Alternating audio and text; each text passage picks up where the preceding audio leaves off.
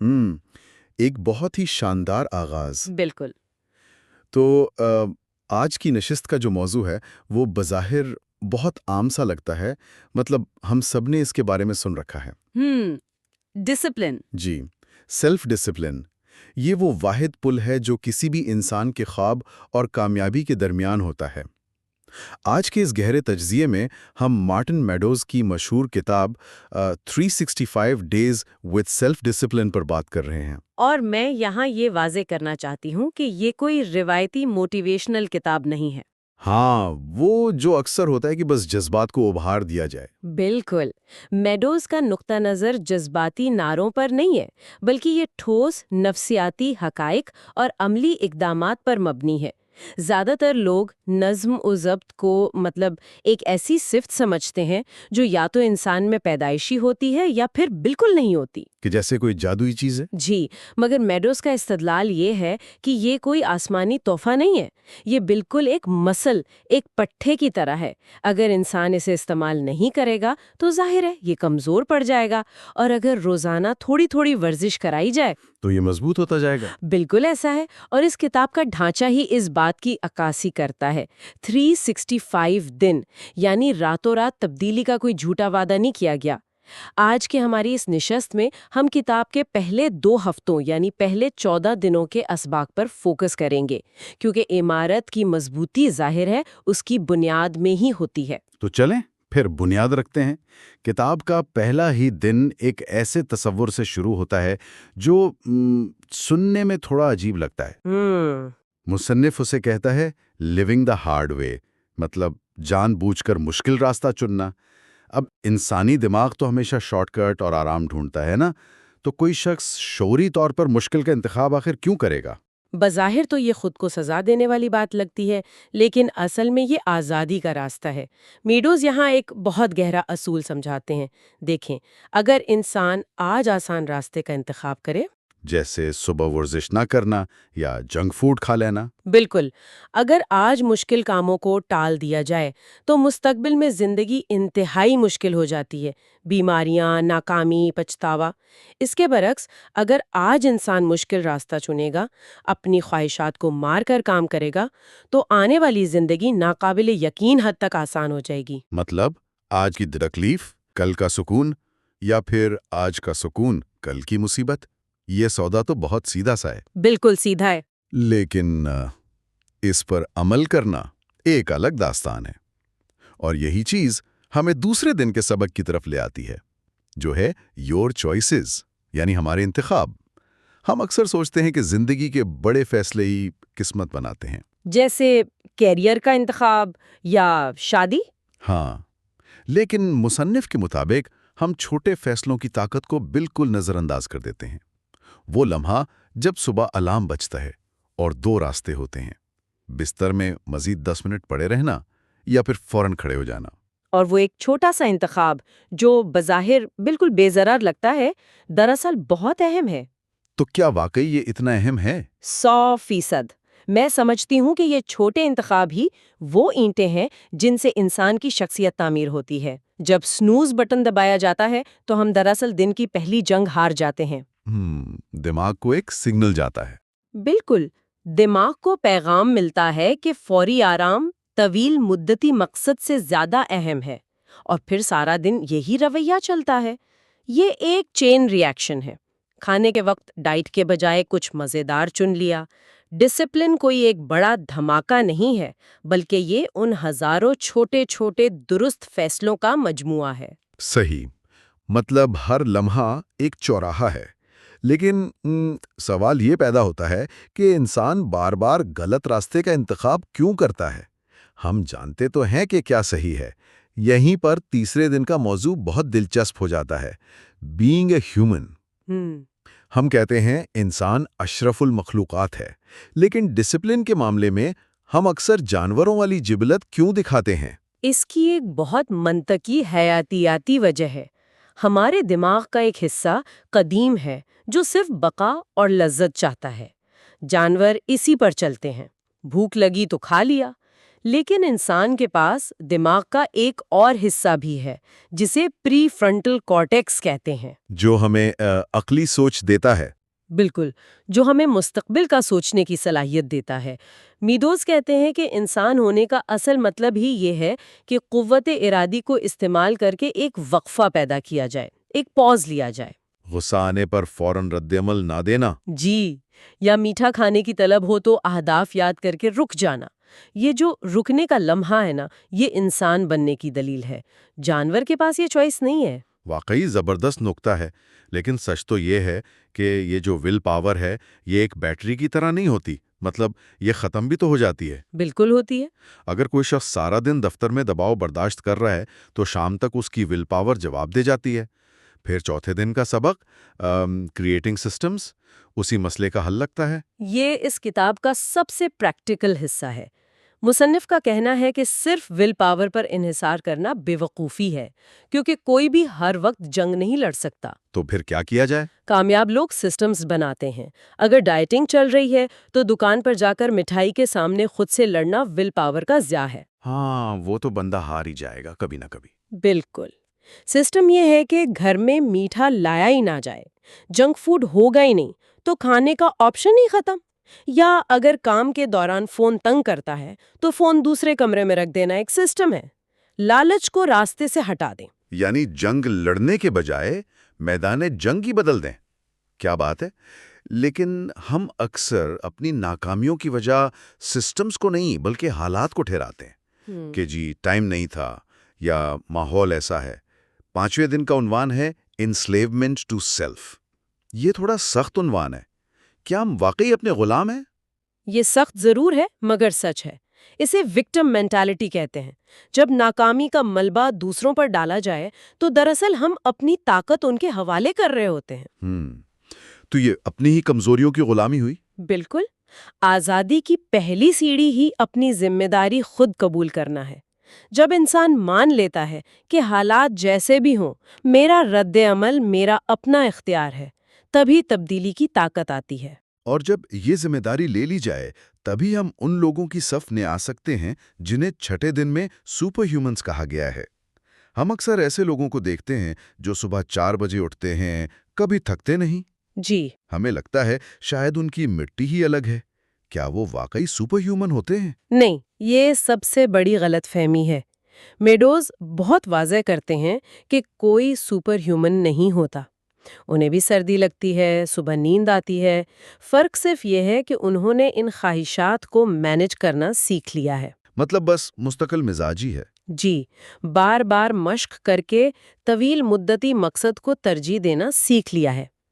Super human دراصل ایک عام انسان ہی ہے جس نے ہار ماننے سے انکار کر دیا ہے۔ یہ تو سننے والوں کے لیے بہت حوصلہ افزا بات ہے۔ اب 7ویں دن کے کچھ مخصوص نوٹس کو چھوڑ کر اگر ہم سیدھا 8ویں دن کی طرف بڑھیں تو ایک بہت دلچسپ تصور ملتا ہے: ان ایسینشل نیسیسٹیز، یعنی غیر ضروری ضروریات۔ بالکل۔ آج کل ہم نے اتنی آسائشیں جمع کر لی ہیں، نرم بستر، گاڑی کا اے سی، ہر وقت انٹرنیٹ۔ مصنف کے نزدیک یہ کمزوری کیسے بن جاتی ہیں؟ دیکھیں، یہ تصور پرانے اسٹوئک فلسفے سے ملتا ہے۔ مسئلہ چیزوں میں نہیں ہے، ان پر انحصار میں ہے۔ جب کسی آسائش کے بغیر ہمارا موڈ خراب ہونے لگے تو یہ غلامی ہے۔ صحیح۔ میڈوز مشورہ دیتے ہیں کہ وقتاً فوقتاً جان بوجھ کر ان سے دوری اختیار کریں، کبھی ٹھنڈے پانی سے نہا لیں یا انٹرنیٹ کے بغیر دن گزاریں۔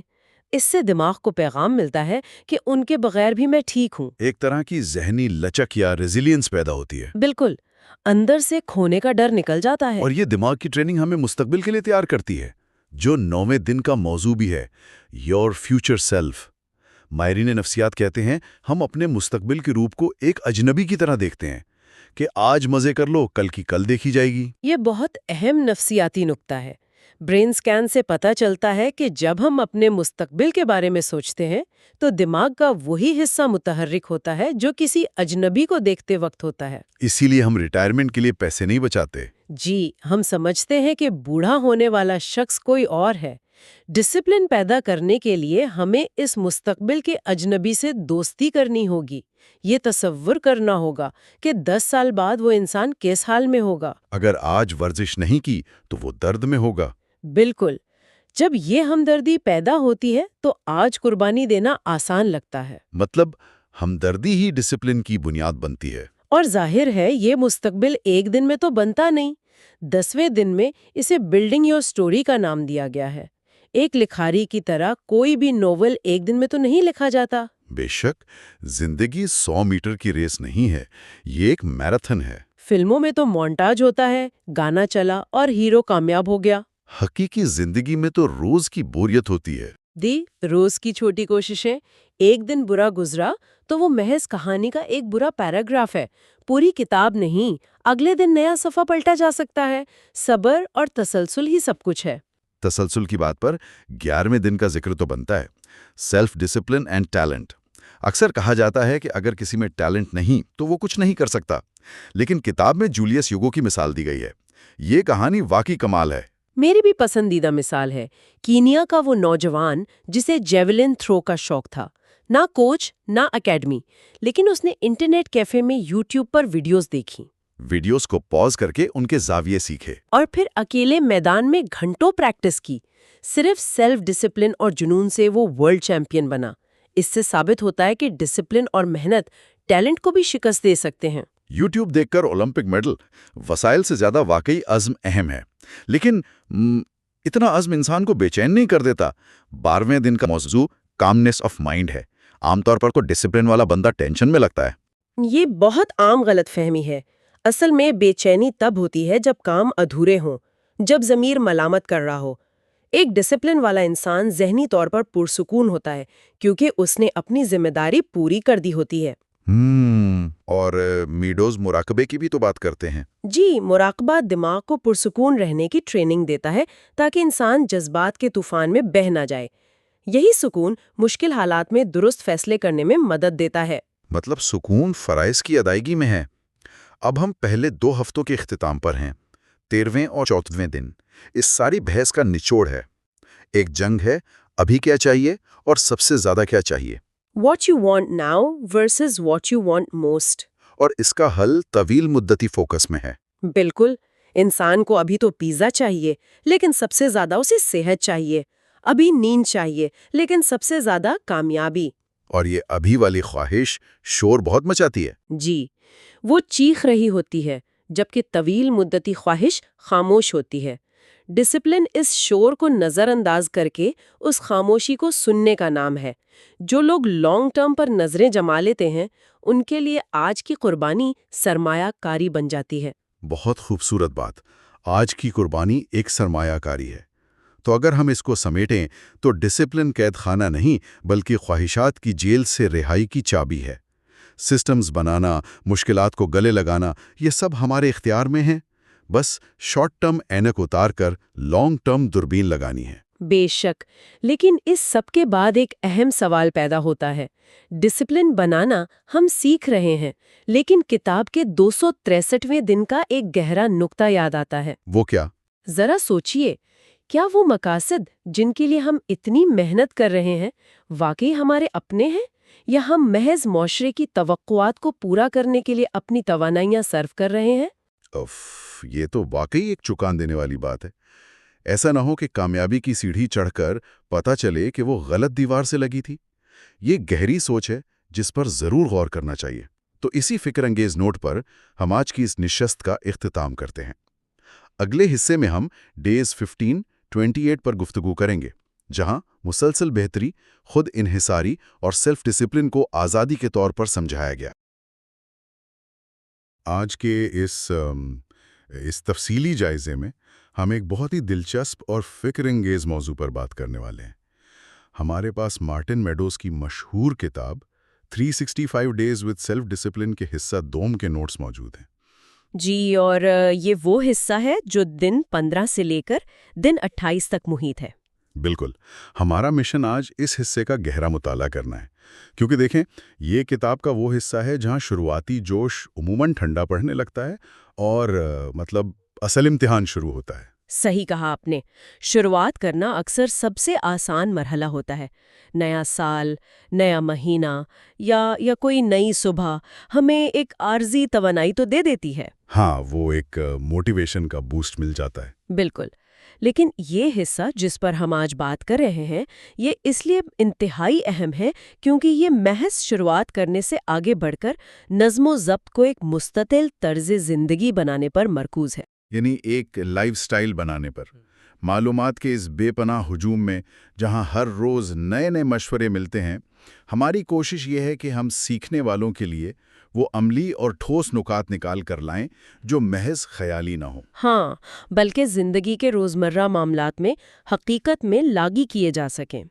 یہ وہ مقام ہے جہاں ہم یہ سیکھتے ہیں کہ کس طرح بیرونی سہاروں پر انحصار ختم کر کے ایک اندرونی، پائیدار اور نہ ٹوٹنے والی قوت پیدا کی جائے۔ چلیں اس بات کی تہیں کھولتے ہیں۔ ڈے 15 کا عنوان ہے کانسٹنٹ امپروومنٹ، یعنی مسلسل بہتری۔ یہ بہت گہرا تصور ہے۔ بالکل، کتاب میں اس تصور کو بہت خوبصورتی سے بیان کیا گیا ہے کہ نظم و ضبط کوئی ایک دن کی منزل نہیں ہے۔ ایسا نہیں ہے کہ انسان ایک مقام پر پہنچے اور پھر آرام سے بیٹھ جائے۔ جی، وہ ایک سفر ہے۔ اس حوالے سے پیٹر ڈرکر کا ایک بہت شاندار حوالہ دیا گیا ہے کہ علم کو اگر مسلسل بہتر اور چیلنج نہ کیا جائے تو وہ ختم ہو جاتا ہے۔ یہ بات کتنی گہری ہے نا؟ بہت گہری ہے۔ اگر ہم اسے عملی زندگی میں دیکھیں تو جو مہارت یا علم ہم نے کل سیکھا تھا وہ آج کی تیزی سے بدلتی ہوئی دنیا میں پرانا ہو سکتا ہے۔ بالکل ہو سکتا ہے، اور یہی اصول خود انضباطی پر بھی لاگو ہوتا ہے۔ مطلب اگر ہم روزانہ اپنے نظم و ضبط کی مشق نہیں کر رہے ہیں تو دراصل ہم پیچھے کی طرف جا رہے ہیں۔ ٹھہراؤ دراصل زوال کی ہی ایک شکل ہے، اور اسی زوال سے بچنے کے لیے کتاب کا اگلا حصہ یعنی ڈے 16 سیلف ریلائنس یا خود انحصاری کے تصور کو اجاگر کرتا ہے۔ خود انحصاری یعنی اپنے آپ پر بھروسہ۔ جی، اور یہاں جو بات سب سے زیادہ حیران کن ہے وہ یہ ہے کہ ہم انسان کس حد تک بیرونی سہاروں کے عادی ہو چکے ہیں۔ او ہاں، یہ تو ہے۔ مارکس اوریلیس کا ایک بہت گہرا قول ہے کہ انسان کو خود سیدھا کھڑا ہونا چاہیے، نہ کہ دوسروں کے سہارے۔ ہم اکثر اپنی موٹیویشن کے لیے بیرونی محرکات پر انحصار کرتے ہیں، جیسے کسی ویڈیو سے ملنے والا وقتی جوش۔ بالکل، یا کسی دوست کی حوصلہ افزائی، یا حتیٰ کہ کسی کا دیا ہوا دباؤ۔ یہ تمام چیزیں بیساکھیوں کی طرح کام کرتی ہیں۔ سننے میں اور پڑھنے میں تو بہت متاثر کن لگتی ہے، لیکن اگر ہم اس کا تنقیدی جائزہ لیں تو عملی زندگی میں جب انسان تھک کر چور ہو جاتا ہے تو اسے کسی نہ کسی بیرونی سہارے، کسی دلاسے کی ضرورت تو محسوس ہوتی ہے۔ ایک دم بجا فرما رہے ہیں آپ۔ تو کیا کتاب ان بیرونی سہاروں کو مکمل طور پر مسترد کرتی ہے؟ میرا مطلب ہے، کیا انسان کے لیے ہمیشہ تنہا اپنے ہی بلبوتے پر کھڑا رہنا ممکن ہے؟ یہ ایک بہت ہی عمدہ سوال ہے۔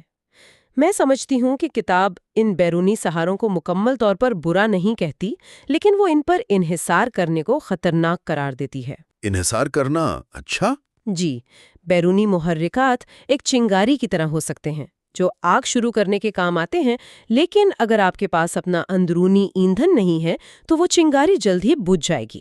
یہ چنگاری اور ایندھن والی مثال بہت زبردست ہے۔ ہاں، کیونکہ جب ہم مکمل طور پر کسی کی تعریف یا وقتی جوش کے محتاج ہو جاتے ہیں تو جیسے ہی وہ چیزیں غائب ہوتی ہیں ہمارا نظم و ضبط بھی ٹوٹ جاتا ہے۔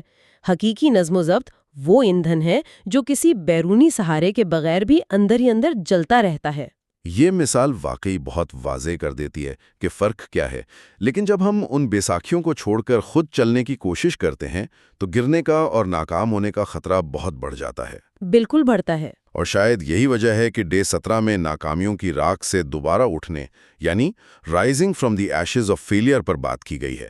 یہاں سینیکا کا ایک شاندار کال پیش کیا گیا ہے۔ جی، وہ کال کہ بعض اوقات ایک ناکامی بڑی کامیابی کا راستہ صاف کر دیتی ہے۔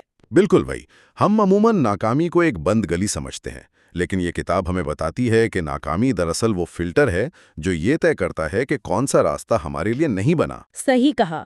بہت سی عمارتیں گرتی ہی اس لیے ہیں تاکہ ان کی جگہ پہلے سے زیادہ مضبوط اور بلند عمارت کھڑی ہو سکے۔ اور اس مضبوط عمارت کی بنیاد رکھنے کے لیے ڈے 18 میں اعلیٰ معیار یعنی ہائر سٹینڈرڈز مقرر کرنے کی ضرورت پر زور دیا گیا ہے۔ جی، کیونکہ جب ہم ناکامی سے سیکھتے ہیں تو ہمیں یہ بھی اندازہ ہوتا ہے کہ شاید ہمارے معیار ہی بہت کم تھے۔ معاشرے کی عام توقعات کی طرح؟ بالکل، معاشرے کی عام توقعات عموماً بہت اوسط درجے کی ہوتی ہیں۔ معاشرہ صرف یہ چاہتا ہے کہ انسان ایک حد تک کارآمد رہے، اس سے زیادہ کی اسے پرواہ نہیں۔ یہ بات تو سچ ہے۔ اگر ہم صرف اتنا ہی کریں جتنا دوسرے ہم سے توقع کرتے ہیں تو ہم اسی اوسط درجے یعنی میڈیوکریٹی کا شکار ہو کر رہ جائیں گے۔ اپنے لیے ایسے اعلیٰ معیار مقرر کرنا جو عام لوگوں کی سوچ سے کہیں بلند ہوں، یہی وہ چیز ہے جو انسان کو مسلسل ترقی کی طرف دھکیلتی ہے۔ یہاں یہ بات واقعی بہت دلچسپ ہو جاتی ہے، کیونکہ جب ہم اپنے لیے ایسے اعلیٰ معیار طے کر لیتے ہیں تو ظاہر ہے کہ ہمارا روزمرہ کا سفر بہت مشکل اور تکلیف دہ ہو جاتا ہے۔ یقینی طور پر۔ اور DNS اسی کشمکش اور فائٹنگ ویل یعنی ڈٹ کر مقابلہ کرنے کے بارے میں ہے۔ اس باب میں میراتھن دوڑنے کی ایک کمال کی مثال دی گئی ہے۔ میراتھن کی ٹریننگ واقعی ایک کڑا امتحان ہے نا؟ جب کوئی میراتھن کی ٹریننگ کر رہا ہوتا ہے تو صرف وہ 22 یا 26 میل کا فاصلہ طے کرنا اہم نہیں ہوتا۔ اصل چیز وہ لمحہ ہوتا ہے جب ٹانگوں کے پٹھے شدید درد کر رہے ہوں، پھیپھڑے ہوا کے لیے ترس رہے ہوں، اور ذہن مسلسل یہ مشورہ دے رہا ہو کہ بس بہت ہو گیا، اب رک جاؤ۔ بالکل۔ اس ذہنی اور جسمانی اذیت کے باوجود جو لچک اور قوت برداشت پیدا کی جاتی ہے وہی اصل کامیابی ہے۔ فاصلہ تو محض ایک عدد ہے، اصل تبدیلی تو اس ذہن کی ہوتی ہے جو ہار ماننے سے انکار کر دیتا ہے۔ اور اس ذہنی تبدیلی کو پائیدار بنانے کے لیے ایک بہت ہی خاص حکمت عملی کی ضرورت ہوتی ہے۔ اگر ہم صرف اس درد اور اذیت پر توجہ مرکوز کریں گے تو جلدی ہمت ہار دیں گے۔ تو پھر کیا کیا جائے؟ اسی لیے ڈے بیس ٹیکنگ اسمال اسٹیپس یعنی چھوٹے قدم اٹھانے پر زور دیتا ہے۔ اکثر بڑے اہداف جیسے میراتھن دوڑنا یا کوئی بڑا کاروبار شروع کرنا انسانی ذہن میں خوف پیدا کرتے ہیں۔ ہاں، دماغ اسے ایک خطرے کے طور پر دیکھتا ہے۔ بالکل، اور ہم ہمت ہارنے لگتے ہیں۔ اسی جگہ کتاب ایک بہت ہی زبردست تصور پیش کرتی ہے۔ وہ کہتی ہے کہ حتمی نتائج پر توجہ دینے کے بجائے اپنے کاموں کو مفروضوں کی جانچ یعنی ٹیسٹنگ ہائپوتھیسس کے ذہن کے ساتھ کرنا چاہیے۔ اچھا، اگر میں اس مفروضوں کی جانچ والے تصور کو اپنے الفاظ میں بیان کروں تو اس کا مطلب شاید یہ ہے کہ ہم اپنے ذہن پر کامیابی یا ناکامی کا بھاری دباؤ ڈالنے کے بجائے اسے ایک تجربے کے طور پر لیں۔ جی، ایک سائنٹیفک تجربے کی طرح۔ مثال کے طور پر یہ سوچنے کے بجائے کہ مجھے اگلے 6 ماہ میں 20 کلو وزن ہر حال میں کم کرنا ہے، جو کہ ایک بہت بھاری اور ڈرا دینے والا ہدف ہے، ہم ایک چھوٹا سا مفروضہ قائم کر سکتے ہیں۔ کس طرح کا مفروضہ؟ جیسے میں یہ دیکھنا چاہتا ہوں کہ اگر میں روزانہ صرف 30 منٹ چہل قدمی کروں اور اس دوران کوئی معلوماتی آڈیو بک سنوں تو ایک ہفتے بعد میرے جسم اور ذہن پر کیا اثر پڑتا ہے۔ واہ، یہ بہت عمدہ مثال ہے۔ اس طرح ہم نے ذہن سے وہ خوف نکال دیا اور اسے محض ایک تجسس میں بدل دیا۔ یہ نقطہ نظر واقعی کام شروع کرنے کی سب سے بڑی رکاوٹ کو دور کر دیتا ہے۔ آپ نے اسے بہت خوبصورتی سے عملی شکل میں پیش کیا۔ جب ہم چیزوں کو ایک تجربے کے طور پر دیکھتے ہیں تو ناکامی کا خوف ختم ہو جاتا ہے، اور جب ہم یہ چھوٹے قدم روزانہ کی بنیاد پر اٹھانا شروع کر دیتے ہیں تو یہ ڈے 21 کے موضوع کی طرف لے جاتا ہے۔ یعنی امپورٹنس آف ہیبٹس، عادات کی طاقت۔ جی، جو مثال آپ نے دی روزانہ 30 منٹ کی چہل قدمی کی، شروع کے چند دن یہ کام قوت ارادی یعنی ول پاور کے زور پر کرنا پڑتا ہے، اور قوت ارادی تو بہت جلد ختم ہو جاتی ہے۔ بالکل، لیکن جب یہ ایک تسلسل کے ساتھ کیا جائے تو یہ ایک عادت بن جاتا ہے۔ عادات دراصل ہمارے دماغ کا وہ خودکار نظام ہے جو توانائی بچانے کے لیے بنائے گئے ہیں۔ آٹو پائلٹ موڈ کی طرح۔ بالکل، آٹو پائلٹ۔ جب کوئی کام عادت بن جاتا ہے تو اسے شروع کرنے کے لیے شعوری جدوجہد نہیں کرنی پڑتی، اور یہی وہ خودکار نظام ہے جو بڑے اور مشکل چیلنجز سے نمٹنے کے لیے ہمیں ایک مضبوط بنیاد فراہم کرتا ہے۔ تو اس سب کا اصل مطلب کیا ہے؟ ہم نے مسلسل بہتری کی بات کی، بیرونی سہاروں کو چھوڑنے کا ذکر کیا، ناکامی سے سیکھنے، اعلیٰ معیار مقرر کرنے اور پھر چھوٹے قدم اٹھا کر انہیں عادات میں بدلنے پر تفصیلی گفتگو کی۔ جی ہاں، یہ ایک مکمل خاکہ بن گیا ہے۔ لیکن میرے ذہن میں یہ سوال ابھرتا ہے کہ اس ساری مشقت، اس تمام جدوجہد کا حتمی مقصد کیا ہے؟ ڈے 22 میں اسی حتمی مقصد کو سیلف ڈسپلن ایز فریڈم یعنی آزادی بطور خود احتسابی کا نام دیا گیا ہے۔ کتاب میں اسے کس زاویے سے دیکھا گیا ہے؟ میں بتاتی ہوں۔ اگر ہم اس تصور کی گہرائی میں اتریں تو یہ کتاب کے فلسفے کا سب سے روشن باب ہے۔ نفس پر قابو پانا دراصل کوئی قید یا محرومی نہیں، بلکہ یہ حریت فکر و عمل کی وہ معراج ہے جہاں انسان اپنی ہی سستی، معاشرے کی بے جا توقعات اور اپنے اندرونی خوف کے چنگل سے آزاد ہو جاتا ہے۔ یہ تو بہت ہی غیری اور ادبی بات ہے۔ جی، یہ وقتی اور عارضی خواہشات کی غلامی کا توق اتار کر اپنے جذبات اور افکار کا حقیقی آقا بننے کا نام ہے۔ ایک عام خیال یہ ہے کہ جو چاہے جب چاہے کر گزرنا آزادی ہے۔ ہاں، لوگ عموماً آزادی کا یہی مطلب لیتے ہیں۔ لیکن در حقیقت اپنی ہی ہوس اور وقتی جذبات کے ہاتھوں مجبور ہو کر فیصلے کرنا سب سے بڑی غلامی ہے۔ نظم و ضبطی وہ واحد راستہ ہے جو انسان کو ان نادیدہ زنجیروں سے نجات دلا کر حقیقی معنوں میں آزاد کرتا ہے۔ یہ واقعی بہت طاقتور بات ہے۔ اگر ہم اس شاندار ادبی تشریح کو اپنی روزمرہ کی عام زندگی پر لاگو کریں تو ڈے 23 اور ڈے 24 کا مفہوم بہت واضح ہو کر سامنے آ جاتا ہے۔ جی، ڈسپلنڈ ایجوکیشن اور ہیپینس تھرو سیلف ڈسپلن۔ بالکل، جب انسان اپنی عارضی خواہشات کا غلام نہیں رہتا تبھی وہ علم کے حصول میں ایک حقیقی اور بامقصد نظم و ضبط پیدا کرتا ہے۔ ڈے 23 اسی طرف اشارہ کرتا ہے کہ رسمی تعلیم اور خود انضباطی سے حاصل کی گئی تعلیم میں کیا فرق ہے۔ ایک شخص صرف اس لیے سیکھتا ہے کیونکہ اسے امتحان پاس کرنا ہے، یہ فرق ہے۔ ہاں، یا کسی ڈگری کی مجبوری ہے، یہ دفاعی تعلیم ہے۔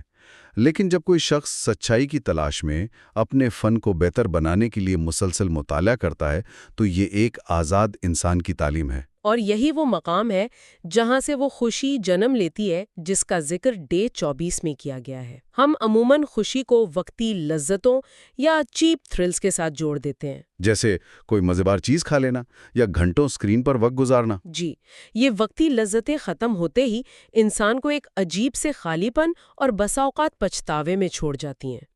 لیکن جب انسان نظم و ضبط کے ذریعے کوئی مشکل کام مکمل کرتا ہے، کسی ہنر میں مہارت حاصل کرتا ہے، تو اس کے نتیجے میں پیدا ہونے والا اطمینان اسے حقیقی خوشی دیتا ہے۔ اور زندگی میں ایک بامقصد ہونے کا احساس دیتا ہے جو وقت گزرنے کے ساتھ کمزور نہیں ہوتا۔ بالکل، گہرا ہوتا جاتا ہے۔ اور اس حقیقی خوشی اور اطمینان کو پانے کے لیے ہمیں کسی خاص دن یا کسی مثالی لمحے کا انتظار نہیں کرنا چاہیے۔ ڈے 25 کا عنوان ہی سٹارٹنگ ٹوڈے یعنی آج سے آغاز ہے۔ یہ سب سے مشکل کام لگتا ہے بعض اوقات۔ ہاں، کیونکہ یہ ایک بہت عام انسانی رویہ ہے کہ ہم اپنے بہترین ارادوں کو ہمیشہ کل پر ٹال دیتے ہیں۔ ہم سوچتے ہیں کہ جب تمام حالات سازگار ہوں گے تب ہم کام شروع کریں گے۔ پرفیکٹ وقت کا انتظار۔ جی، لیکن کتاب زور دیتی ہے کہ ایک چھوٹا سا نامکمل سا قدم جو آج بلکہ ابھی اٹھایا جائے وہ کل کے ان شاندار ارادوں سے 1000 گنا زیادہ طاقتور ہے جن پر کبھی عمل نہیں ہوتا۔ کیونکہ جب ایک بار کام شروع ہو جاتا ہے تو ایک تسلسل، ایک مومنٹم قائم ہو جاتا ہے۔ بالکل، یہ تسلسل وہ قوت ہے جو جامد چیزوں کو حرکت میں لاتی ہے اور پھر انہیں رکنے نہیں دیتی۔ اور اگر ہم اس مومنٹم کو پیدا کرنے سے گریز کریں اور کل پر ٹالنے کی عادت کو اپنائے رکھیں تو پھر ہمیں اس کی ایک بھاری قیمت چکانی پڑتی ہے۔ وہ کیسے؟ ڈے 26 جو لانگ ٹرم کانسیکوینسز کے بارے میں ہے، اس صورتحال کا ایک بہت ہی بے رحم تجزیہ پیش کرتا ہے۔ کتاب میں ایک نہایت طاقتور استعارہ استعمال کیا گیا ہے۔ ٹال مٹول اور وقتی لذتوں کو ایک ایسے ظالم قرض خواہ سے تشبیہ دی گئی ہے جو آپ کو تھوڑی دیر کا سکون تو فراہم کر دیتا ہے، لیکن مستقبل پر ایسا بھاری سود عائد کرتا ہے جس کی قیمت چکانا ناممکن ہو جاتا ہے۔ بالکل صحیح۔ یہ قرض خواہ والا استعارہ میرے خیال میں اس پوری بحث کا سب سے چبھنے والا اور سچا حصہ ہے۔ جب ہم کسی مشکل کام کو کل پر ٹالتے ہیں تو دراصل ہم اس وقت کا عارضی سکون خرید رہے ہوتے ہیں۔ لیکن وہ کام کہیں غائب نہیں ہوتا۔ نہیں ہوتا، وہ ہمارے لاشعور میں ایک بوجھ بن کر بیٹھ جاتا ہے۔ ہم ویکینڈ پر آرام کر رہے ہوتے ہیں لیکن وہ پینڈنگ کام ذہن میں ایک تناؤ پیدا کر رہا ہوتا ہے۔ اور یہی تناؤ دراصل وہ سود ہے جو ہم ادا کر رہے ہیں۔ بالکل، اور جب آخر کار ڈیڈ لائن سر پر آ جاتی ہے تو ہمیں وہ کام شدید ذہنی دباؤ اور ناقص کوالٹی کے ساتھ کرنا پڑتا ہے۔ ہر بار ٹال مٹول کرنے سے ہم اپنی مستقبل کی کامیابی کو گروی رکھ دیتے ہیں، یہاں تک کہ انسان مکمل طور پر اپنی ہی پیدا کردہ ناکامیوں کے بوجھ تلے دب جاتا ہے۔ آپ نے اس کی نفسیاتی قیمت کو بہت درست انداز میں بیان کیا، لیکن بعض اوقات ایسا بھی ہوتا ہے کہ ہم آج ہی شروعات کر لیتے ہیں، پوری محنت اور نظم و ضبط کا مظاہرہ بھی کرتے ہیں، لیکن آگے چل کر اندازہ ہوتا ہے کہ ہم نے غلط راستہ چن لیا تھا۔ اوہ، یہ تو بہت تکلیف دہ مرحلہ ہوتا ہے۔ جی، ڈے 27 یعنی فالوئنگ دا رانگ پاتھ ہمیں بتاتا ہے کہ ایسی صورتحال میں کیا کرنا چاہیے۔ انسان کی فطرت ہے کہ جب وہ کسی کام میں بہت زیادہ وقت، محنت یا پیسہ لگا چکا ہوتا ہے تو وہ اسے چھوڑنا نہیں چاہتا، چاہے اسے معلوم ہو کہ یہ راستہ منزل تک نہیں جائے گا۔ بالکل۔ اقتصادیات میں اسے سنک کاسٹ فیلیسی کہا جاتا ہے۔ یہ تسلیم کرنا کہ میری پچھلے 1 سال کی محنت رائے گاں چلی گئی ہے، انسانی انا کے لیے بہت مشکل ہوتا ہے۔ ہم ضد میں آ کر اسی غلط راستے پر چلتے رہتے ہیں کہ شاید آگے جا کر کچھ بہتر ہو جائے۔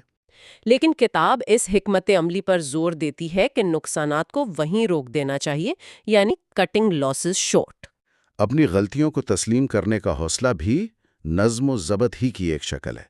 یہ تسلیم کرنا کہ وقت ضائع ہو گیا ہے، وقتی طور پر تکلیف دہ ضرور ہے، لیکن یہ فیصلہ انسان کو مزید کئی سال ضائع ہونے سے بچا لیتا ہے۔ غلط راستے پر تیزی سے دوڑنے سے بہتر ہے کہ انسان رک جائے اور سمت درست کر لے۔ سمت درست کرنے اور حالات کا مقابلہ کرنے کے لیے زندگی کے بارے میں ہمارا مجموعی رویہ بہت اہمیت رکھتا ہے، اور اسی لیے اس حصے کے آخری باب ڈے 28 میں لیونگ ان اوفینسو موڈ کی بات کی گئی ہے۔ زندگی گزارنے کے 2 ہی طریقے ہیں، دفاعی یا جارحانہ، یعنی ری ایکٹیو یا پرو ایکٹیو۔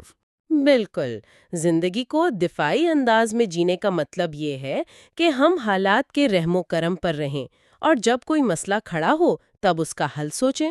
اور جارحانہ اور فعال انداز اپنانے کا مطلب ہے کہ ہم حالات کے پیش آنے سے پہلے ان کے لیے تیار ہوں۔ جی، اپنے اہداف کا خود تعین کرنا، ممکنہ رکاوٹوں کا پہلے سے اندازہ لگانا اور زندگی کے ہر پہلو میں پہل کرنا، یہی وہ رویہ ہے جو عام انسانوں کی بھیڑ سے نکال کر غیر معمولی بناتا ہے۔ کیا شاندار اور گہرا سفر رہا آج کی اس گفتگو کا۔ اگر ہم آج کی ساری بات کو سمیٹیں تو ہم نے دیکھا کہ کس طرح مسلسل بہتری اور خود انحصاری ہمیں بیرونی سہاروں سے بے نیاز کرتی ہے۔ اور ہم نے یہ بھی سیکھا کہ ناکامیاں دراصل ہمیں اعلیٰ معیار طے کرنے کا موقع دیتی ہیں۔ بالکل، بڑے پہاڑ جیسے اہداف کو چھوٹے چھوٹے تجربات میں بانٹ کر ہم انہیں ان عادات میں بدل سکتے ہیں جو ہمارا مقدر طے کرتی ہیں۔ اور سب سے اہم بات جو ہم نے سیکھی وہ یہ کہ نظم و ضبط کوئی سزا نہیں بلکہ وہ چابی ہے جو ہمیں ہماری اپنی کمزوریوں سے آزاد کرتی ہے۔ وقت پر کام شروع کر کے ہم اس بھاری سود سے بچ سکتے ہیں جو ٹال مٹول ہم پر عائد کرتی ہے، اور اپنی زندگی کو ایک فعال اور پرعزم انداز میں جی سکتے ہیں۔ یہ تمام اصول یقیناً ہماری زندگی کو بدلنے کی صلاحیت رکھتے ہیں، لیکن گفتگو کو سمیٹتے ہوئے یہاں ایک اہم سوال پیدا ہوتا ہے جس پر غور کرنا بہت ضروری ہے۔ وہ کیا؟ ہم نے بات کی کہ نظم و ضبط ہی حقیقی آزادی ہے، لیکن اگر ہم اپنے ارد گرد کے ماحول کو دیکھیں تو کیا جدید دور میں ہماری فوری سہولت یا کنوینئنس اور ہر چیز فوراً پا لینے کی خواہش دراصل ہمیں لاشعوری طور پر اپنا غلام تو نہیں بنا رہی؟ یہ تو ایک بہت گہری بات ہے۔ جی، کیا جدید ٹیکنالوجی اور سکرینز کی لت نے انسان کی اس قدرتی جدوجہد کو ختم کر کے ہمیں ان عارضی لذتوں کا عادی نہیں کر دیا جو مستقبل پر ایک ایسا سود عائد کر رہی ہیں جس کا ہمیں احساس تک نہیں؟ یہ ایک ایسا سوال ہے جس پر ہر باشعور ذہن کو اپنے طور پر غور کرنا چاہیے۔ واقعی یہ ایک انتہائی فکر انگیز خیال ہے۔ کیا ہماری یہ سہولیات ہمارے لیے آسانیاں ادا کر رہی ہیں یا ہمیں اندر سے کھوکھلا کر رہی ہیں؟ اسی گہرے سوال کے ساتھ ہم آج کے اس تفصیلی جائزے کو یہاں روکتے ہیں۔ جی، لیکن یہ سفر ابھی مکمل نہیں ہوا۔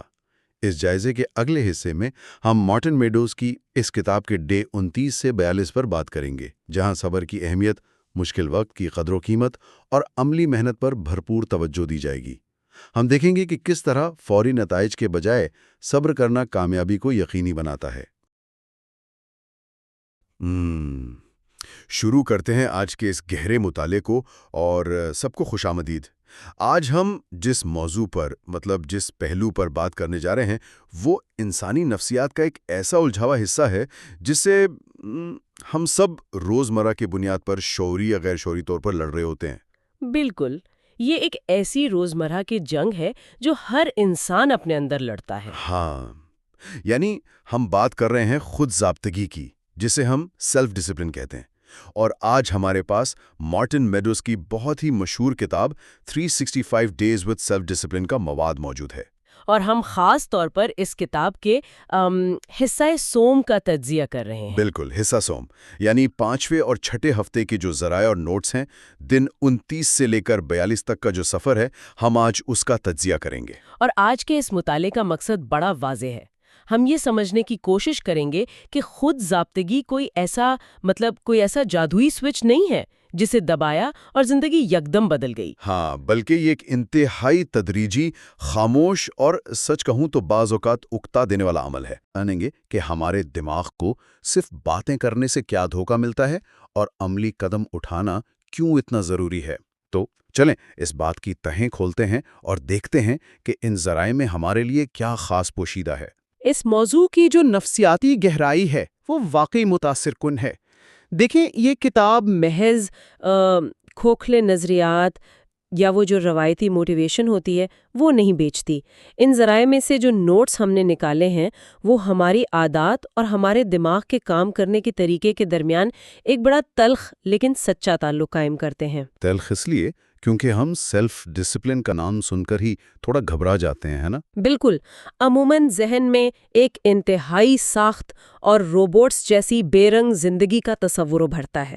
لوگوں کو لگتا ہے کہ شاید انہیں اپنی تمام خوشیاں قربان کرنی پڑیں گی، لیکن یہ مواد ہمیں بتاتا ہے کہ اصل کامیابی انتہا پسندی میں نہیں ہے بلکہ توازن اور تسلسل میں ہے۔ لیکن توازن کی بات کتابوں میں تو بڑی اچھی لگتی ہے، لیکن اگر ہم ڈے 36 کا حوالہ دیں تو وہاں واضح طور پر چھوٹے قدموں کی طاقت پر زور دیا گیا ہے۔ ہاں، ڈے 36 میں یہ بات بہت تفصیل سے آئی ہے۔ اب سوال یہ ہے کہ آج کے اس تیز ترین دور میں جہاں ہر شخص کو راتوں رات کامیابی چاہیے، ہم تو یہ سوچتے ہیں کہ اگر وزن کم کرنا ہے تو کل سے ہی روٹی چاول بالکل بند اور روزانہ 2 گھنٹے کی سخت ورزش شروع۔ تو کیا یہ چھوٹے اور بظاہر غیر ہم قدم واقعی کوئی بڑی تبدیلی لا سکتے ہیں؟ یہ ایک بہت اہم سوال ہے۔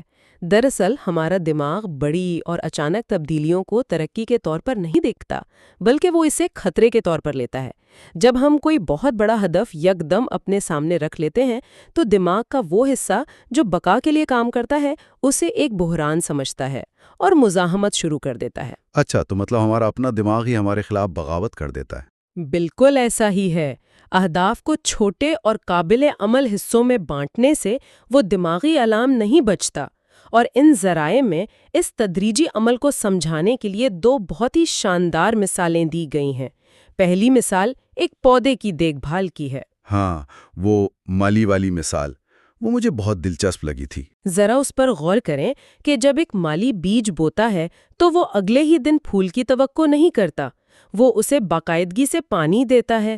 شروع کے کئی ہفتے تو زمین کے اوپر کچھ نظر ہی نہیں آتا کیونکہ جڑیں زمین کے اندر مضبوط ہو رہی ہوتی ہیں۔ ہم یہ نہیں کر سکتے کہ ایک ہی دن میں پودے پر پانی کا پورا ٹینک اڈیل دیں کہ بھئی تو جلدی سے بڑا ہو جا۔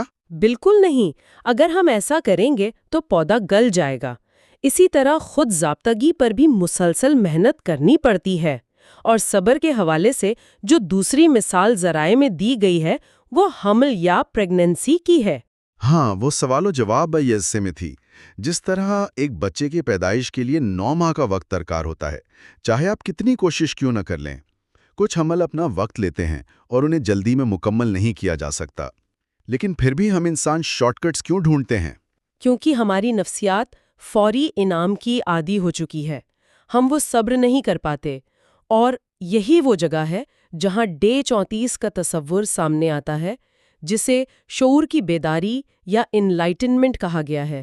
ہاں، ڈے 34۔ سچ بتاؤں تو مجھے تھوڑی سی حیرانی اور مایوسی بھی ہوئی یہ پڑھ کر کہ ہدف حاصل کرنے کے بعد بھی جدوجہد ختم نہیں ہوتی۔ میں سمجھ رہا تھا کہ ایک بار سیلف ڈسپلن آ گیا تو بس پھر انسان کبھی سستی کا شکار نہیں ہوگا۔ یہی تو وہ غلط فہمی ہے جو لوگوں کو مایوس کر دیتی ہے۔ یہ تصور سمجھاتا ہے کہ خود ضابطگی ایک جاری رہنے والا عزم ہے۔ یہ کوئی ٹرافی نہیں ہے جسے شیلف پر سجا دیا جائے۔ مطلب انسان کو ساری زندگی محنت کرنی پڑے گی۔ محنت کرنی پڑے گی، لیکن فرق صرف اتنا ہے کہ وقت کے ساتھ ساتھ چیلنجز کا سامنا کرنا بہت آسان ہو جاتا ہے۔ شروع میں جو کام ایک بہت بڑا پہاڑ لگتا ہے، بعد میں وہ محض ایک چھوٹی سی رکاوٹ محسوس ہوتا ہے۔ پریکٹس کے ساتھ آپ کا وہ ڈسپلن کا پٹھا مضبوط ہو جاتا ہے۔ یہ بات واقعی تسلی بخش ہے۔ چلیں، یہ تو ہو گئی طویل المدتی بات، لیکن اگر ہم آج کی اسی لمحے کی بات کریں تو ڈے 37 میں ایک بہت بڑا مسئلہ بیان ہوا ہے۔ ابتدائی ہچکچاہٹ؟ بالکل، انیشل ریزسٹنس۔ کسی بھی کام کو شروع کرنے میں جو ابتدائی ہچکچاہٹ ہوتی ہے وہ سب سے کٹھن مرحلہ ہے۔ کسی مشکل پروجیکٹ کی فائل کھولنے کا سوچ کر ہی دل کچا ہونے لگتا ہے، ذہن ہزار بہانے بناتا ہے۔ یہاں جو بات سب سے زیادہ حیران کن ہے وہ یہ ہے کہ ہمارے دماغ کو اصل کام کرنے سے اتنی تکلیف نہیں ہوتی جتنی اس کام کو شروع کرنے کے خیال سے ہوتی ہے۔ ہم جتنا سوچتے ہیں وہ کام اتنا ہی خوفناک لگنے لگتا ہے۔ ہاں، پیشگی گھبراہٹ۔ تو اس کا کیا حل بتایا گیا ہے؟ اس کا بہت ہی شاندار حل لیونارڈو ڈا ونچی کے حوالے سے دیے گئے سوال و جواب میں موجود ہے، اور وہ ہے 0 سیکنڈ رول، یعنی 0 سیکنڈ کا اصول، جس کا مطلب ہے ٹال مٹول سے بچنے کے لیے فوری عمل کرنا۔ اگر میں اسے سننے والوں کے لیے آسان الفاظ میں بیان کروں تو جیسے ہی کوئی ناخوشگوار یا مشکل کام سامنے آئے، بغیر ہچکچاہٹ کے اسی لمحے یعنی 0 سیکنڈ میں اسے شروع کر دیں۔ لیکن میں تھوڑا سا اس پر سوال اٹھانا چاہوں گا۔ جب انسان تھکا ہوا ہو تو یہ اصول کیسے کام کرے گا؟ یہ بڑا جائز سوال ہے۔ دراصل 0 سیکنڈ رول انسان کی اسی کمزوری کو تو ختم کرتا ہے۔ جب آپ تھکے بھی ہوتے ہیں تب آپ کا دماغ بہانے بناتا ہے کہ کل کر لیں گے۔ یہ اصول فیصلہ کرنے کے عمل کو ہی بائی پاس کر دیتا ہے۔ یعنی سوچنے کا وقفہ ہی نہیں دینا خود کو۔ بالکل، آپ بستر پر لیٹ کر یہ فیصلہ نہیں کرتے کہ آج جم جاؤں یا نہیں۔ آپ سوچنے کا وقفہ ہی 0 کر دیتے ہیں، اٹھتے ہیں اور جوتے پہن لیتے ہیں۔ ایسا کرنے سے اس کام کا ذہنی بوجھ فوراً کم ہو جاتا ہے اور کام کرنے کی صلاحیت خود بخود بڑھ جاتی ہے۔ واقعی جیسے ہی قدم باہر نکلتا ہے تھکاوٹ غائب ہو جاتی ہے۔ اچھا، اسی سے جڑا ایک پہلو ڈے 35 میں ہے۔ ہم پوری زندگی اس لیے محنت کرتے ہیں تاکہ آسانیاں ملیں، لیکن کتاب کہتی ہے کہ مشکلات ضروری ہیں۔ کیوں؟ کیونکہ انسان عموماً آسان راستے تلاش کرتا ہے، لیکن آسان جیت ہماری صلاحیتوں کو محدود کر دیتی ہے۔ مشکل چیلنجز کا سامنا کرنے سے ہی کامیابی کی اصل قدر و قیمت کا احساس ہوتا ہے۔ تو ہمیں جان بوجھ کر خود کو مشکل میں ڈالنا چاہیے؟ ہاں، ہمیشہ ایسے اہداف کا انتخاب کرنا چاہیے جو انسان کی نشو و نما میں مددگار ہوں اور اسے کمفرٹ زون سے باہر نکالیں۔ لیکن ڈے 38 میں تو توازن کی بات کی گئی ہے۔ اگر ہم خود کو مستقل مشکل میں ڈالیں گے تو اعتدال کہاں جائے گا؟ یہ دونوں باتیں تھوڑی متضاد نہیں لگتی؟ یہ متضاد نہیں ہیں، بلکہ ایک دوسرے کی تکمیل کرتی ہیں۔ خود کو بہتر بنانے کے سفر میں اعتدال یا ماڈریشن بہت ضروری ہے۔ اپنی حدوں سے بہت زیادہ آگے نکل جانا نقصان دہ بھی ہو سکتا ہے، جس سے آپ برن آؤٹ کا شکار ہو سکتے ہیں۔ یعنی مشکلات کا سامنا کرنا ہے لیکن خود کو توڑنا نہیں ہے۔ بالکل، اور اسی تناظر میں سوال و جواب کے حصے میں عاجزی یا ہیوملٹی کے کردار کو بیان کیا گیا ہے۔ جب لوگ تھوڑا سا ڈسپلن حاصل کر لیتے ہیں تو ان میں ضرورت سے زیادہ خود اعتمادی آ جاتی ہے۔ اوور کانفیڈنس کہ اب تو ہم سے کوئی غلطی ہو ہی نہیں سکتی۔ صحیح کہا، اور یہ حد سے زیادہ خود اعتمادی انسان کو بھٹکا سکتی ہے اور دوبارہ ناکامی کی طرف لے جا سکتی ہے۔ اس لیے خود ضابطگی کو برقرار رکھنے کے لیے اپنی حدود کا ادراک ہونا چاہیے، عاجزی ہونی چاہیے۔ یہ ایک زبردست نکتہ ہے کہ اپنی کمزوری کو جاننا ہی اصل طاقت ہے۔ اب اس گفتگو کو ڈے 42 کی طرف لے کر چلتے ہیں۔ یہ حصہ میرے خیال میں سب سے زیادہ چبھنے والا ہے۔ باتیں کم، عمل زیادہ۔ بالکل۔ ذرائع بتاتے ہیں کہ محض کتابی یا نظریاتی علم کافی نہیں ہے، بلکہ عملی تجربہ خود ضابطگی پیدا کرنے کے لیے سب سے زیادہ اہم ہے۔ ہم لوگ کتابیں پڑھتے ہیں، پوڈ کاسٹ سنتے ہیں، لیکن عملی زندگی میں کچھ نہیں کرتے۔ اور اس کی ایک بہت بڑی نفسیاتی وجہ ہے۔ مصنف نے اس پہلو کو بے نقاب کیا ہے کہ جب ہم اپنے اہداف کے بارے میں دوسروں سے صرف باتیں کرتے رہتے ہیں تو ہمارے دماغ کو یہ جھوٹا احساس ہونے لگتا ہے کہ ہم نے کچھ حاصل کر لیا ہے۔ اسے ایلیوژن آف پروڈکٹیوٹی کہتے ہیں۔ رائن ہالیڈے والا جو حوالہ دیا گیا ہے وہ بہت شاندار ہے۔ ہم اکثر سوشل میڈیا پر اعلانات کر دیتے ہیں کہ ہم نیا پروجیکٹ شروع کر رہے ہیں، اور لوگ داد دیتے ہیں، اور اس داد سے دماغ میں ڈوپامائن خارج ہوتا ہے۔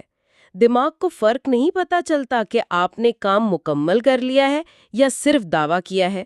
اسے انعام مل جاتا ہے اور آپ کی اصل کام کرنے کی موٹیویشن ختم ہو جاتی ہے. یہ تو واقعی ایک زبردست اہا لمحہ ہے.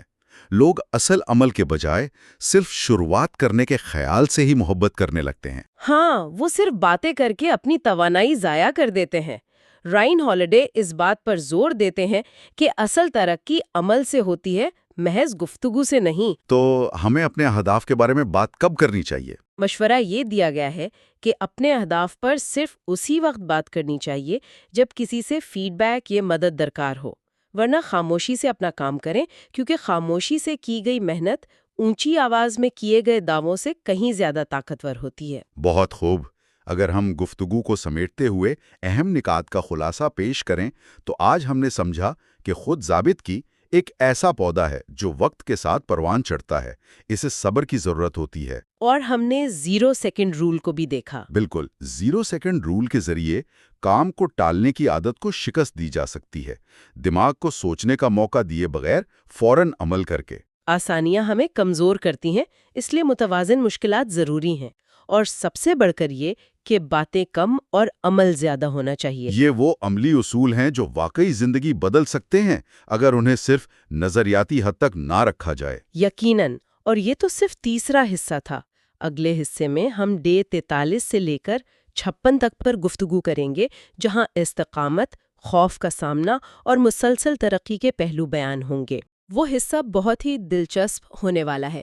اور آج کی نشست کو ختم کرنے سے پہلے میرے ذہن میں ایک خیال آ رہا ہے جو میں چاہوں گی کہ ہم سب اس پر غور کریں. جی بتائیے. اگر اپنے اہداف کے بارے میں محض بات کرنا ہی ہمارے دماغ کو دھوکہ دے کر انعام کا جھوٹا احساس دلا سکتا ہے، تو ذرا سوچیں ہماری روزمرہ کی زندگی میں اور کون سی ایسی بظاہر مفید اور آرام دہ عادتیں ہیں جو خاموشی سے ہماری اصل کامیابی کو کھوکھلا کر رہی ہیں؟ یہ واقعی ایک گہرا اور فکر انگیز سوال ہے. ہمیں خود اپنا تجزیہ کرنا ہوگا کہ ہم اصل میں کام کر رہے ہیں یا صرف کام کرنے کا وہم پال رہے ہیں. سامعین کو ہم اسی خیال کے ساتھ چھوڑتے ہیں. ملتے ہیں اگلے گہرے مطالعے میں. اچھا، تو آج کے اس گہرے مطالعے میں ہم ایک ایسے موضوع کی تہہ تک جانے کی کوشش کریں گے جو ہم سب کی روزمرہ زندگی اور کامیابیوں سے بہت گہرا تعلق رکھتا ہے. بالکل. اور یہ ایک ایسا موضوع ہے جس سے ہم روزانہ کی بنیاد پر شعوری یا لاشعوری طور پر گزرتے ہیں. ہاں، صحیح کہا آپ نے. ہمارے پاس آج جو ماخذ ہے وہ مشہور کتاب 365 Days with Self Discipline کا ایک انتہائی اہم حصہ ہے. خاص طور پر اس کے 7ویں اور 8ویں ہفتے کے نوٹس، جن میں دن 43 سے لے کر 56 تک کے تصورات شامل ہیں. اور یہ وہ حصے ہیں جہاں کتاب کا اصل نچوڑ سامنے آتا ہے، یعنی عملی زندگی کے مسائل. بالکل. تو اس جائزے کا بنیادی مقصد یہ ہے کہ انسانی استقامت، ذہنی مضبوطی اور ان اندرونی محرکات کو سمجھا جائے جو کسی بھی انسان کو مشکل ترین حالات میں بھی ثابت قدم رکھتے ہیں. جی، اور ہماری کوشش یہی ہوگی کہ ہم ماخذ میں دی گئی معلومات اور حقائق کا غیر جانبدارانہ تجزیہ کریں. ہاں، ہم بالکل اسی تک محدود رہیں گے. ہم مختلف حوالوں سے صرف حقائق اور مثالیں پیش کریں گے، اور کوئی ذاتی رائے اس میں شامل نہیں کی جائے گی. تو چلیں اس بات کو تھوڑا کھول کر سمجھتے ہیں کہ انسانی ذہن رکاوٹوں کے باوجود آگے بڑھنے کا فیصلہ کیسے کرتا ہے. دیکھیں، یہ ایک ایسا موضوع ہے جس پر جتنی بھی بات کی جائے کم ہے، کیونکہ جب ہم خود انضباطی یا استقامت کی بات کرتے ہیں تو عام طور پر ذہن میں ایک ایسی تصویر ابھرتی ہے کہ کوئی شخص صبح 4 بجے اٹھ کر بس سخت مشقت کر رہا ہے. ہاں، ایک بالکل مشینی سی زندگی ہے نا؟ بالکل. لیکن اس ماخوذ کو پڑھ کر جو بات سامنے آتی ہے وہ یہ ہے کہ ذہنی مضبوطی کوئی پیدائشی تحفہ نہیں ہے. یہ انتہائی پرسکون اور منظم نفسیاتی عمل ہے. یہ معلومات ہمیں بتاتی ہیں کہ ثابت قدمی کا تعلق دراصل ہمارے روزمرہ کے ان چھوٹے فیصلوں سے ہے جو ہم بظاہر غیر اہم سمجھتے ہیں. مطلب ہم اپنے ذہن میں چلنے والی گفتگو کو کس طرح قابو کرتے ہیں. میں جب دن 43 کے نوٹس پڑھ رہی تھی تو وہاں مسلسل کوشش کو ایک فیصلہ کن لکیر کے طور پر پیش کیا گیا ہے. جی، مسلسل کوشش ہی وہ چیز ہے جو ناکامی اور کامیابی کے درمیان اصل فرق طے کرتی ہے. اور مجھے یہ پڑھ کر واقعی حیرت ہوئی کہ اکثر لوگ بالکل کامیابی کے قریب پہنچ کر ہمت ہار دیتے ہیں۔ ہم دیکھتے ہیں کہ کوئی شخص 90% راستہ طے کر چکا ہے، منزل سامنے ہے، اور وہ اچانک رک جاتا ہے۔ اور اس کی ایک بہت بڑی نفسیاتی وجہ ہے۔ ہمارا دماغ بنیادی طور پر ہمیں محفوظ رکھنے کے لیے بنا ہے۔ جب ایک انسان بار بار کوشش کرتا ہے اور نتائج فوراً نہیں ملتے تو دماغ اسے توانائی کے ضیاع کے طور پر دیکھتا ہے۔ وہ ہمیں رکنے کا سگنل دیتا ہے کہ بس اب اور نہیں۔ بالکل یہی بات ہے۔ کتاب اشارہ کرتی ہے کہ اصل ناکامی تب نہیں ہوتی جب کوئی گر جاتا ہے۔ حقیقی ناکامی وہ لمحہ ہے جب وہ انسان خود فیصلہ کرتا ہے کہ اب مزید کوشش نہیں کرنی۔ کامیابی اکثر اسی ایک اور کوشش کی شدید تکلیف کے بالکل اس پار موجود ہوتی ہے۔ یعنی وہ آخری کوشش کا درد برداشت کرنا ہی سب سے اہم ہے۔ لیکن جب چاروں طرف ناکامی ہو تو ایک اور کوشش کا حوصلہ کہاں سے آئے؟ یہاں مؤخذ میں پرامیدی یا رجائیت کا ذکر کیا گیا ہے۔ جی ہاں، دن 44 میں اس پر بڑی تفصیل سے بات کی گئی ہے۔ تو میں یہ سوچ رہی تھی کہ کیا کٹھن حالات میں پرامید رہنا ایک طرح کی خود فریبی نہیں بن جاتا؟ ایک طرف حقائق چیخ رہے ہوں کہ راستہ بند ہے، اور دوسری طرف انسان پرامید رہے۔ یہاں جو بات سب سے زیادہ حیران کن ہے وہ یہ ہے کہ مصنف پرامیدی کو محض ایک خوش فہمی یا اندھے یقین کے طور پر پیش نہیں کر رہا۔ خود انضباطی کے لیے پرامیدی ایک بہت ہی عملی اوزار ہے۔ ایک عملی اوزار؟ وہ کیسے؟ دیکھیں، ایک بہتر مستقبل پر یقین ہی موجودہ وقت کی مشکلات کو برداشت کرنے کے قابل بناتا ہے۔ اگر یہ یقینی نہ ہو کہ کل کے حالات آج سے بہتر ہو سکتے ہیں تو پھر آج کی تکلیف کو جھیلنے کا کوئی جواز ہی نہیں بچتا۔ ہاں، یہ بات تو بالکل منطقی ہے۔ اور اسے ابھارنے کے لیے ماخذ بتاتا ہے کہ شکر گزاری کا اظہار کرنا اور چیلنجز کو محض رکاوٹیں سمجھنے کے بجائے مواقع کے طور پر دیکھنا ذہن کو مضبوط بناتا ہے۔ صحیح۔ اور اسی پرامیدی اور مضبوطی کے ساتھ چلتے ہوئے راستے میں ایک بڑا امتحان ہماری ایمانداری کا بھی آتا ہے۔ دن 45 میں دیانتداری اور سچائی پر خاصا زور دیا گیا ہے۔ سچائی جو کہ آج کے دور میں اکثر نظر انداز کر دی جاتی ہے۔ بالکل۔ معاشرے میں ہم دیکھتے ہیں کہ چھوٹی موٹی مصلحتیں یا جنہیں ہم وائٹ لائز کہتے ہیں، انہیں بہت بے ضرر سمجھا جاتا ہے۔ لوگ اکثر تعلقات بچانے کے لیے چھوٹا موٹا جھوٹ بول دیتے ہیں۔ لیکن ماخذ کے مطابق یہ چھوٹی چھوٹی بے ایمانیاں طویل مدت میں بہت نقصان دہ ثابت ہوتی ہیں۔ وہی نا، یہ انسان کے کردار اور خود اعتمادی کو کھوکھلا کر دیتی ہیں۔ کیا واقعی ایک چھوٹا سا جھوٹ انسان کی خود انضباطی کو اتنا بڑا نقصان پہنچا سکتا ہے؟ میں یہ جاننا چاہ رہی تھی۔ اس کی وجہ بڑی دلچسپ ہے۔ جب ایک انسان دوسروں سے جھوٹ بولتا ہے تو اس کا اپنا لاشعور یہ بات بہت اچھی طرح جانتا ہے کہ حقیقت کچھ اور ہے۔ ہم خود کو تو دھوکہ نہیں دے سکتے۔ بالکل نہیں۔ اور یہ عمل آہستہ آہستہ انسان کے اندر اپنے ہی الفاظ اور وعدوں پر سے اعتبار ختم کر دیتا ہے۔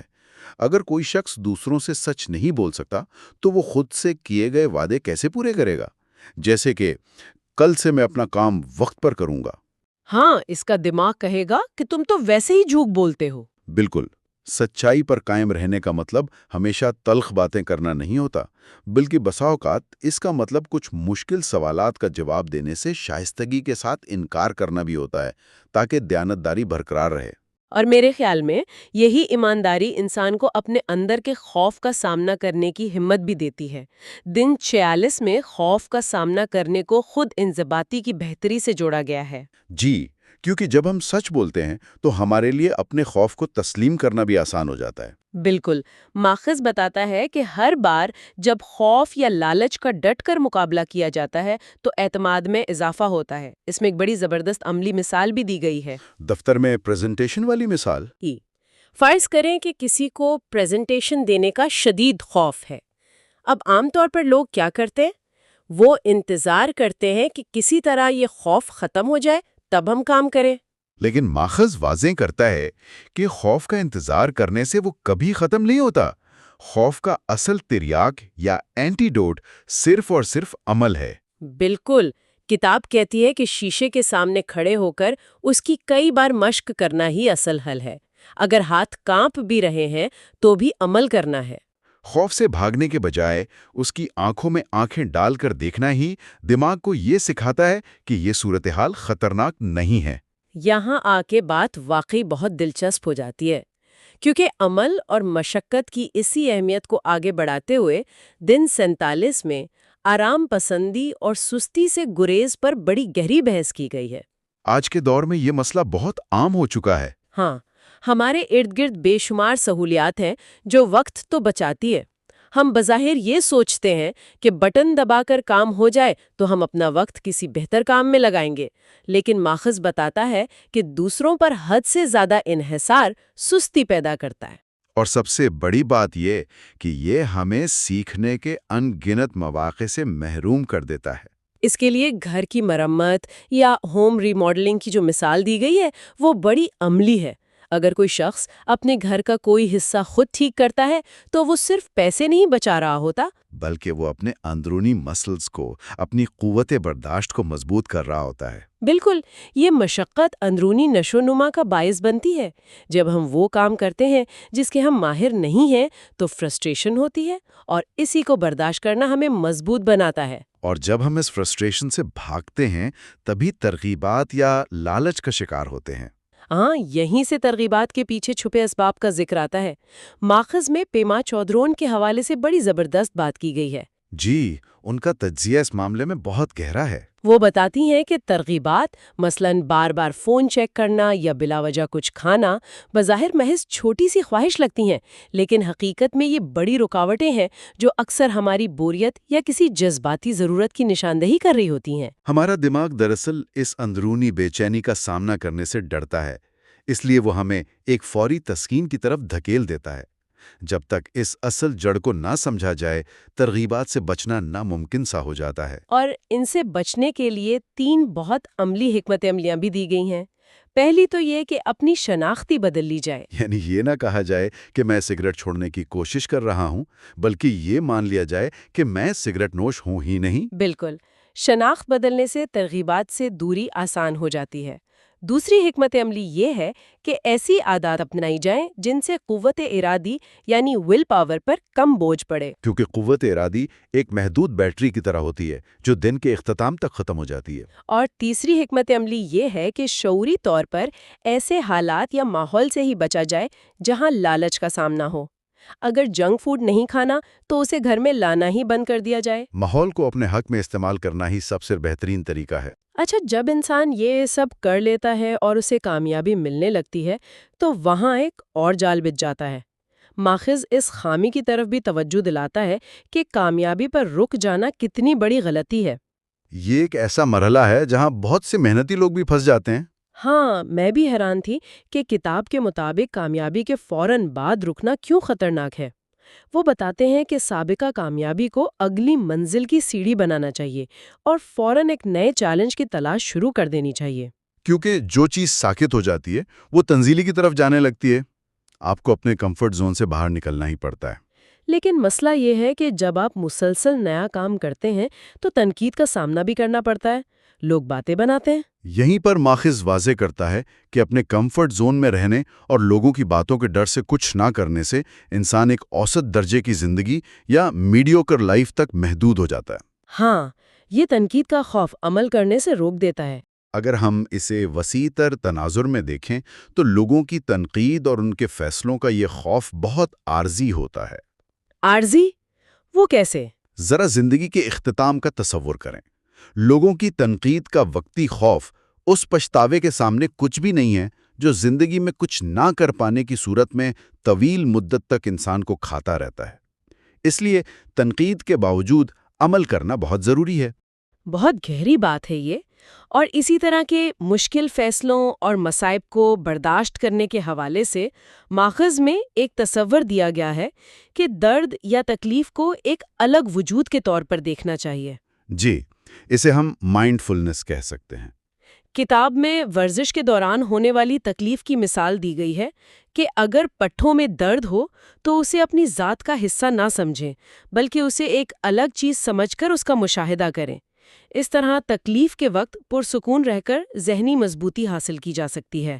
جب انسان درد کو محسوس کرتا ہے مگر اس پر واویلا نہیں مچاتا تو وہ دراصل طویل مدتی سوچ اپنا رہا ہوتا ہے۔ تو اس سب کا اصل مطلب کیا ہے؟ یہاں ایک بڑی زبردست مثال دی گئی ہے ٹول روڈ کی۔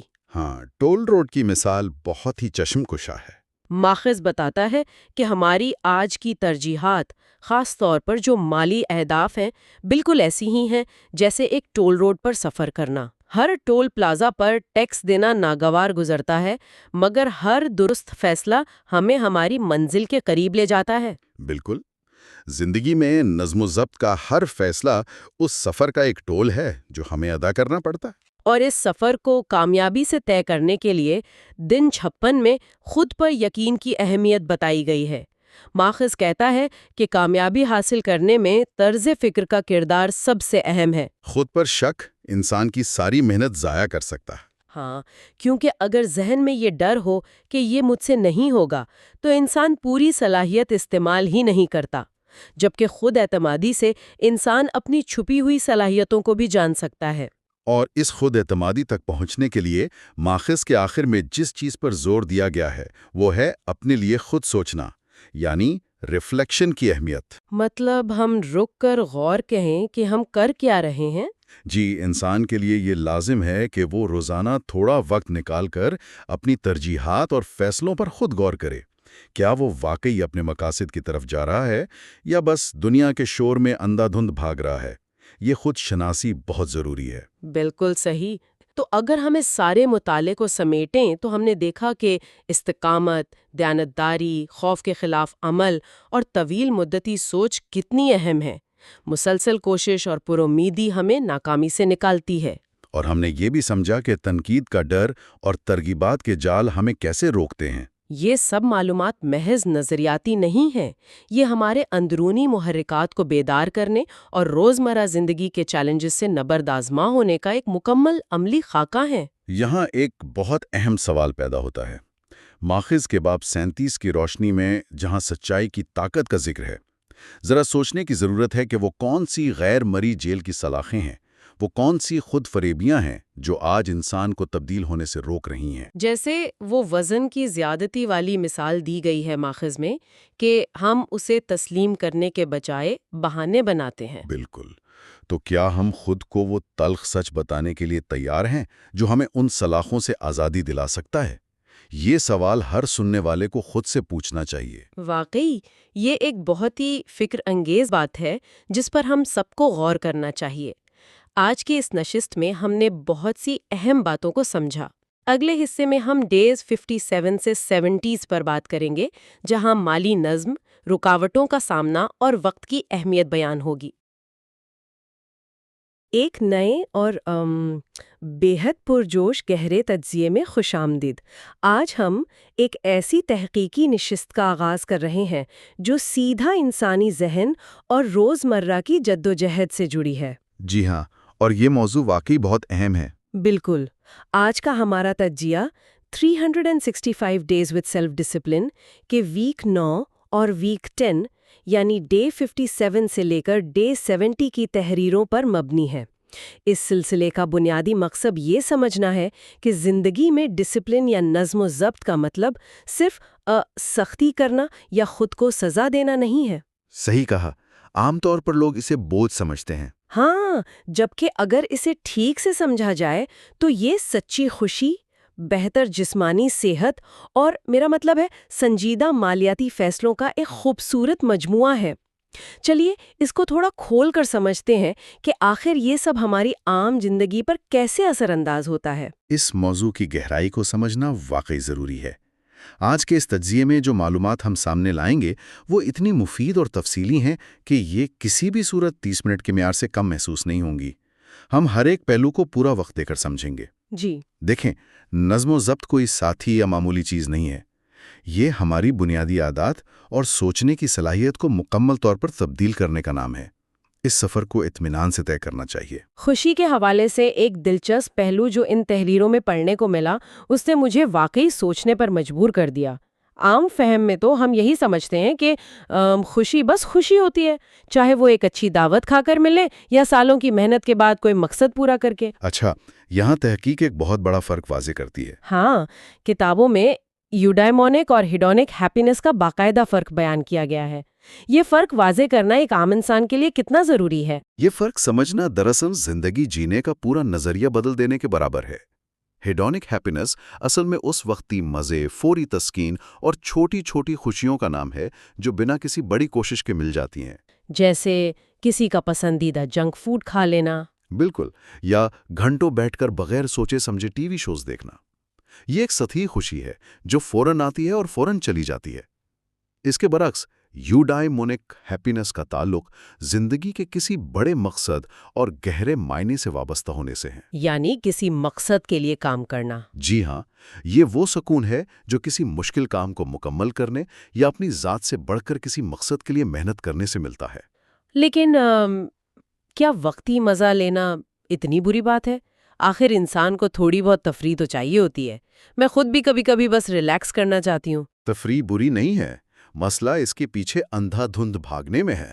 یہاں جو سب سے حیران کن بات ہے وہ یہ ہے کہ تحقیق نے ثابت کیا ہے کہ صرف وقتی مزے یعنی ہیڈونک خوشی کے پیچھے بھاگنے والے لوگوں کے جسم میں انفلیمیشن یا سوزش بڑھتی ہے۔ واقعی؟ جسم میں سوزش؟ جی، ان کا امیون سسٹم یعنی مدافعتی نظام اس سٹریس کی وجہ سے کمزور ہوتا ہے جو مسلسل نئے ڈوپامین ہٹ یا فوری مزے کی تلاش میں پیدا ہوتا ہے، جبکہ وہ لوگ جو یوڈائمونک خوشی محسوس کرتے ہیں ان کا ذہن ایک ٹھہراؤ میں رہتا ہے، جس کی وجہ سے ان کی جسمانی صحت اور امیونٹی دونوں فطرتی طور پر بہتر ہوتی ہیں۔ یہ حیران کن ہے کہ ہمارے مقصد اور خوشی کی قسم کا سیدھا اثر ہمارے خلیوں اور جسمانی صحت پر پڑتا ہے، اور اس سے مجھے ڈے 58 کی وہ بات یاد آتی ہے جہاں فزیکل ایکسلنس یعنی جسمانی بہتری کا ذکر ہے۔ یہ بے حد اہم حصہ ہے۔ کہا جاتا ہے نا کہ ایک کمزور جسم ذہن کو بھی کمزور کر دیتا ہے۔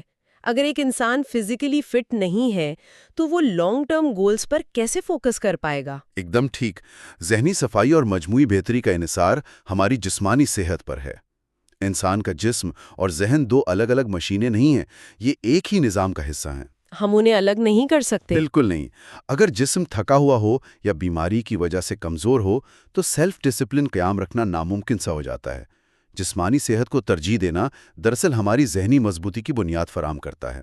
جب جسم میں توانائی ہوتی ہے تبھی انسان ان مشکلات سے نپٹنے کے قابل بنتا ہے جو کسی لمبے سفر میں سامنے آتی ہیں۔ جسمانی صحت اور ذہنی دھوکے کی بات تو ہو گئی، لیکن اصل امتحان تب شروع ہوتا ہے جب سفر میں انسان کا اپنا ذہن اس کے ساتھ کھیلنے لگتا ہے۔ ڈے 59 میں ایک بہت ہی عجیب اور سچی حقیقت بیان کی گئی ہے جسے وائسز میسکریڈنگ ایز ورچیوز کہا گیا ہے۔ یعنی ایسی برائیاں جو نیکی کا روپ دھار لیں؟ جی بالکل۔ اس کی کیا وضاحت ہو سکتی ہے؟ یہ خود فریبی کی سب سے پیچیدہ قسم ہے۔ انسان کا ذہن بہت چالاک ہے۔ وہ ایسی عادتوں کو جو مقاصد کو نقصان پہنچا رہی ہوتی ہیں کسی نہ کسی اچھی تجویز کے پردے میں چھپا دیتا ہے۔ جیسے کہ؟ مثال کے طور پر ایک شخص اپنے کام یا پڑھائی سے جان چھڑانا چاہتا ہے تو وہ خود کو یہ تسلی دے گا کہ وہ اپنے دوستوں کے ساتھ گھنٹوں اس لیے گزار رہا ہے تاکہ اس کے ریلیشن شپس اور نیٹ ورکنگ بہتر ہوں۔ اچھا، یعنی کام سے بچنے کا بہانہ میں بھی کبھی کبھی کتاب لکھنے بیٹھتی ہوں اور گھنٹوں انٹرنیٹ پر فضول معلومات جمع کرتی رہتی ہوں، یہ سوچ کر کہ میں ریسرچ کر رہی ہوں۔ صحیح تصور کیا۔ اصل میں وہ پروکیسٹینیشن یا سست روی کا شکار ہوتا ہے، لیکن لیبل ایک بہت ہی پروفیشنل اور اچھے کام کا لگا دیتا ہے۔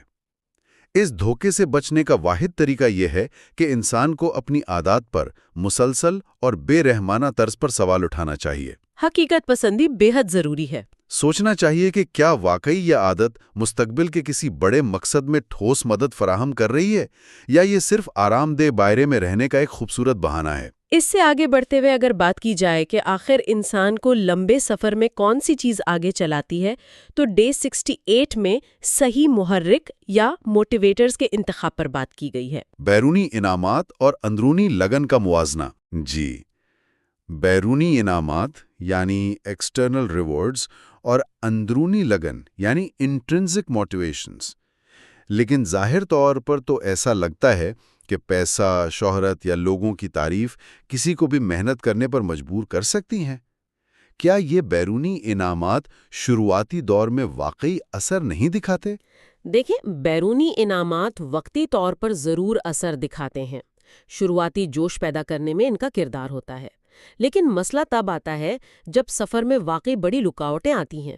جب چیزیں مشکل ہو جاتی ہیں؟ بالکل، جب پیسہ فوراً نہ مل رہا ہو یا شہرت میں دیری ہو جائے تو ایکسٹرنل ریوارڈز پر مبنی جوش ٹھنڈا پڑ جاتا ہے۔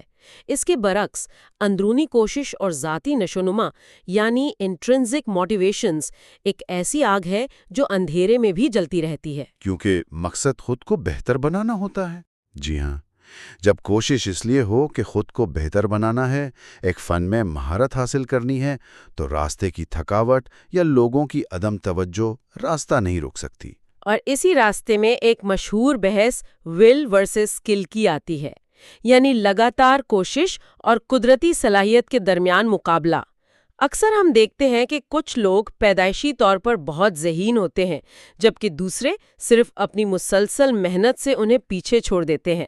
قدرتی صلاحیت یعنی اسکل ایک ابتدائی فائدہ ضرور دیتی ہے، یہ ایک ہیڈ سٹارٹ کی طرح ہے، لیکن اگر اس صلاحیت کے ساتھ مسلسل لگن اور نظم و ضبط یعنی ول شامل نہ ہو تو وہ صلاحیت کسی کام کی نہیں رہتی۔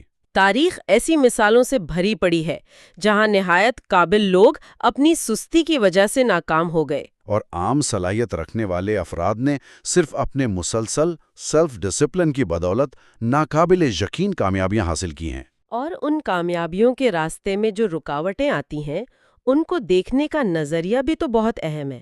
ڈے 64 میں ایک بڑی خوبصورت مثال ہے سینگ obstacles ایز hurdles۔ عام طور پر ہم رکاوٹ کو ایک ایسی دیوار سمجھتے ہیں جہاں راستہ ختم ہو جاتا ہے، لیکن اسے ہرڈل سمجھنا ذہنیت کو کیسے تبدیل کرتا ہے؟ دیوار اور ہرڈل میں ایک بنیادی فرق ہے۔